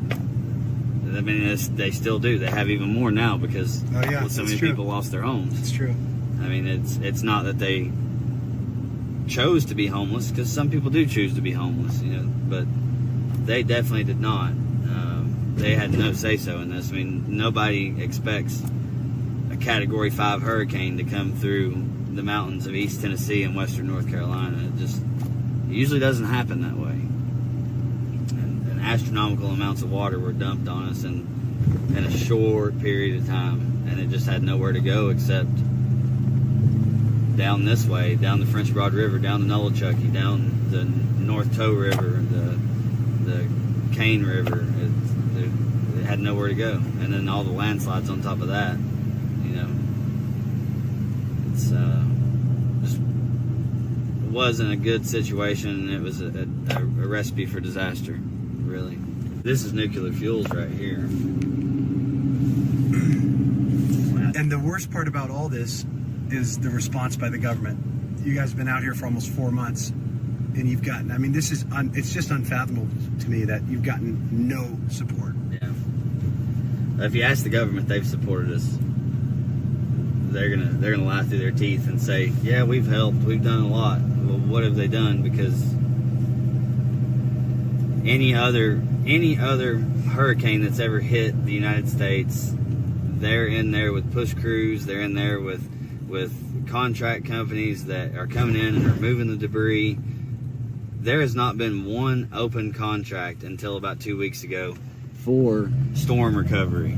Wow. Not one. So it's like 4 months into it. I think there's a video on YouTube. I was talking and we were standing there filming, and they pulled in a grapple truck. 57 days. It took 57 days to get a grapple truck to come in to help clean up some of this debris. And this is coming from a guy who knows. We do a lot of storm work. I've been to South Georgia, I've been to Savannah, I've been to Jacksonville, to Orlando, a lot of different places doing storm recovery. And, you know, we're always there 2 days before, getting staged and ready to roll. As soon as that storm rolls through, you get out and you go to work and you do your thing and you start cleaning stuff up. But this is where we're left at 4 months. And you've got monitors right here. People are hauling out debris. You know, it's an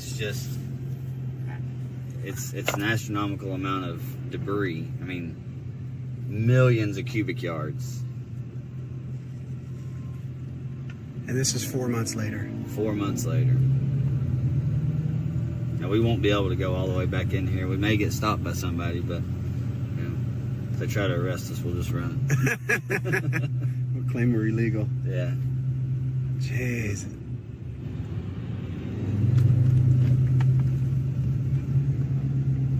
And all this plastic tubing, this actually came out of these warehouses? Yeah.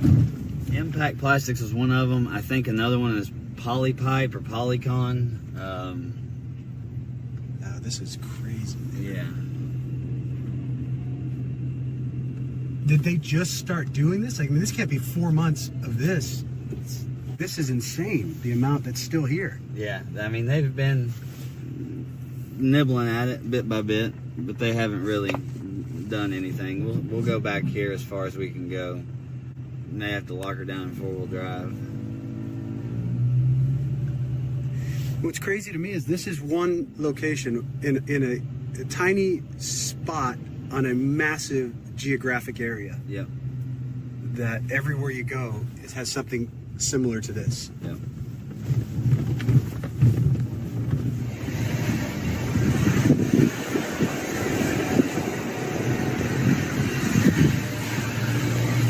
I think we should show it. Yeah. Let's see what happens. See if anyone tries to stop us.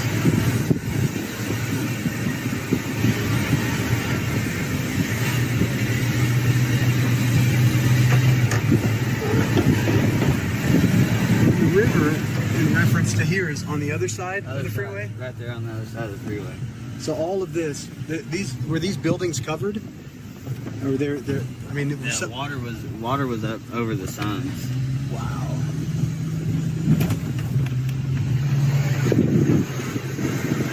Massive. They supply the area with lumber. I mean, and there was hundreds of millions of dollars worth of lumber out here that you can see down through there. I mean, it literally looks like it happened yesterday. I mean, there's not been really any signs of improvement. They're just, if these are government contracts, they're taking their sweet time so they can milk it for as much as they can. And that's the only thing I can see that it boils down to. But also, there's a lot of things in this soil. I've got some readings I can give you of what is actually in the soil, that, you know, people that have farms down here that grow crops won't be able to grow crops for at least 2 years. Wow. So 2 weeks ago, we did these samples. The arsenic permissible is 0.01 milligrams. The arsenic actual is 8.27 milligrams. Barium permissible is 0.05 milligrams. The barium actual is 853.73 milligrams. Chromium permissible is 0.05. The chromium actual is 57.42. Lead permissible is 0.05. The actual is 194.06. And selenium is 0.2 milligrams. The selenium actual is 2.26 milligrams. And all of that is running down the watershed. That's in the water. That's the water tank. That's the water, not the soil. So imagine what the soil amounts are. And that's almost 4 months, three months later. 3 months later, it's still in the water somehow. You would think water would dilute it and would run down river and it would keep going, but for some reason it's sticking around. There's still stuff leaching into the ground, and you've also got all the septic tanks. You know, a lot of the sewer systems were damaged. We don't even have a fully functional waste management plant anymore because it got flooded. But somehow we're not under a water boil. Wow. It makes no sense to me. So there's all kinds of impacts that we're not even thinking about yet. Yeah. That you guys are going to be dealing with for decades. Yeah. I mean, this whole rebuild process is going to take 3 to 4 years. And this park right here is going to take 3 to 4 years just to get this industrial park back up. And I think there were like 75 people that worked here. There were over 300 jobs that were lost within this little strip right here. Wow. And not to mention, as you mentioned, the farmers downstream that don't even realize what's coming at them. Some of the farmers can't even access their land to grow stuff on because it's got so much sediment and their culverts are stopped up and there's so much mud. And I went to help a guy dig out a culvert and my machine just sank. And I was lucky I was able to get it out, but you know, using the bucket and the arm, and he can't get any of his tractors in at all. I mean, he's got 120 acres roughly that he's not going to be able to farm again because his irrigation's messed up, his culverts are all stopped up, and nobody's coming in to help. Nobody, you know, National Guard was here. They had 14 guys down in Bumpus Cove, and I wish I would have filmed it, but I didn't. They had 14 guys and 7 pieces of equipment. 2 of those pieces of equipment were running, but they didn't do anything with them. They were just kind of piddling around, and they didn't get anything accomplished. And I approached them. I said, guys, aren't you supposed to be here to help clean up the debris, to move it towards the road so that the county can come in and we can load the dump trucks up and get it out of here? We're waiting on our orders. You know what you're supposed to do. You were trained to operate this equipment. Like, this is what you came here for. Use the equipment and get the stuff done. But they didn't do anything. They just showed up, made their presence known, you know, for the news or whatever it was, and then they just left, you know, packed up and left. I even got one of their pieces of equipment and started using it. I said, I saw our tax dollars. I know how to operate this equipment, so I'm going to use it. Somebody's on my machine right now. I'm going to use yours since you're not going to. And they tried to stop me, but at the end of the day, we sat there and argued for a minute, and they let me do my thing. But they weren't willing to get in it and use it. It's sad. What a shame. So you said I just passed Impact Plastics? Yeah. Yeah, and that, I believe, that was one of the nuclear fuel warehouses right there. Wow. Yeah, because you're getting ready to cross that little bridge. But up here in this warehouse, it was they made sheds, and they lost everything. They're I mean, you'll see it when you get up there. Yeah, I drove by it yesterday. Yeah. It's just frames. Yeah. All you got here. That's insane. So that was driving by it. You think, oh, they're just building a new building. That was a fully functioning warehouse. Fully functioning warehouse, and they built out sheds, little buildings for people to store or live in. So everything that was in that building gone. They lost, I think, probably 250 plus sheds. They're people's vehicles. They couldn't get them. They had to just leave them. And you said Impact Plastics lost 6 people. 6 people, yeah. What are they even saying are the total losses here in Irwin? They say it's 12. Oh my gosh, that's so ridiculous. It's way more than that. It's so ridiculous. You can see all that debris right there, and that's all from the poly pipe and Impact Plastics. So the river's running this way? River, if you pan to your left, you should be able to see the river over right there. And that's down. So that's downstream. Yeah. Gotcha. And some of that debris is over in the corner right there, like on this side of the river. It went all the way across. Yeah. Wow. It completely covered the interstate. So looking at that, looking at the river, so people can understand, is we got the river in the middle of the screen there. That water was up and over the freeway, up and over the railroad Everything you see on your left was covered in water. Yep. Wow. And I mean, it collapsed the 26 bridge too. That's why it's shut down to one lane. Wow. Yeah. So like I said, 4 of the 7 bridges on Nolichucky River were either completely destroyed or very badly damaged. And this area right here is where we were coming to bring cadaver dogs, and this is where they said, no, you can't come back here. We'll arrest you if we come back. And back there, right near that shed place, is where I go in from the railroad track side, and I was able to access all that. And that's when I told the cop, hey, if you want to get stuck, come find me. Wow. And like you said, what a beautiful place, man. You guys are living on paradise up here, and it's just been destroyed, and they're letting it stay destroyed.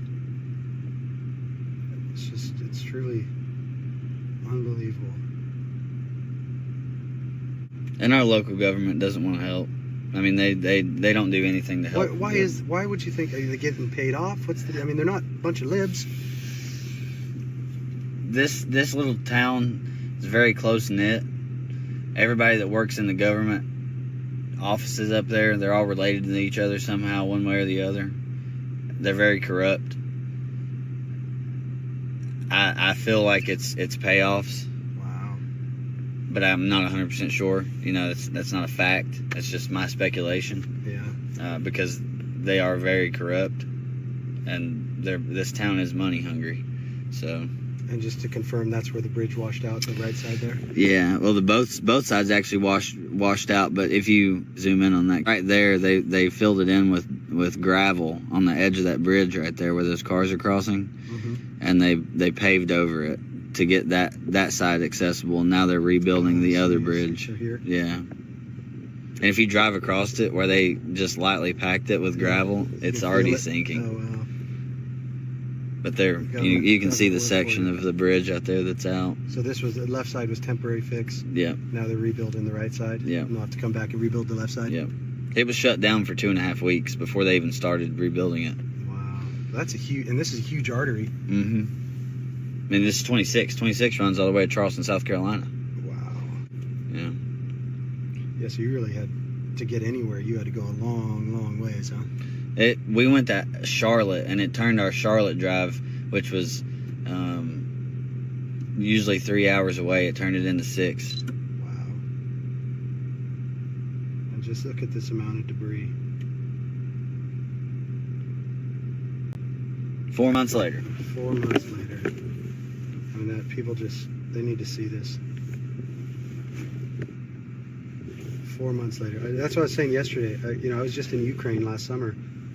And I'm like, they're rebuilding Ukraine faster than they're rebuilding America. Yeah. Well, we gave them a lot of money. Yeah, we did. Hundreds of billions of dollars. Yeah, that's what happens when you prioritize everybody else except your own people.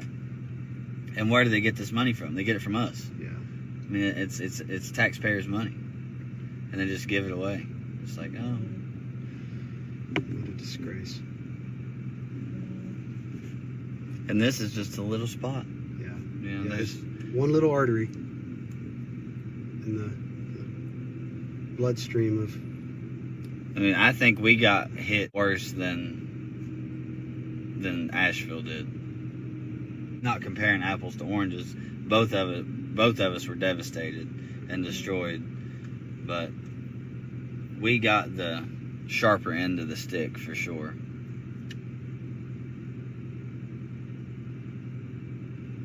That is incredible.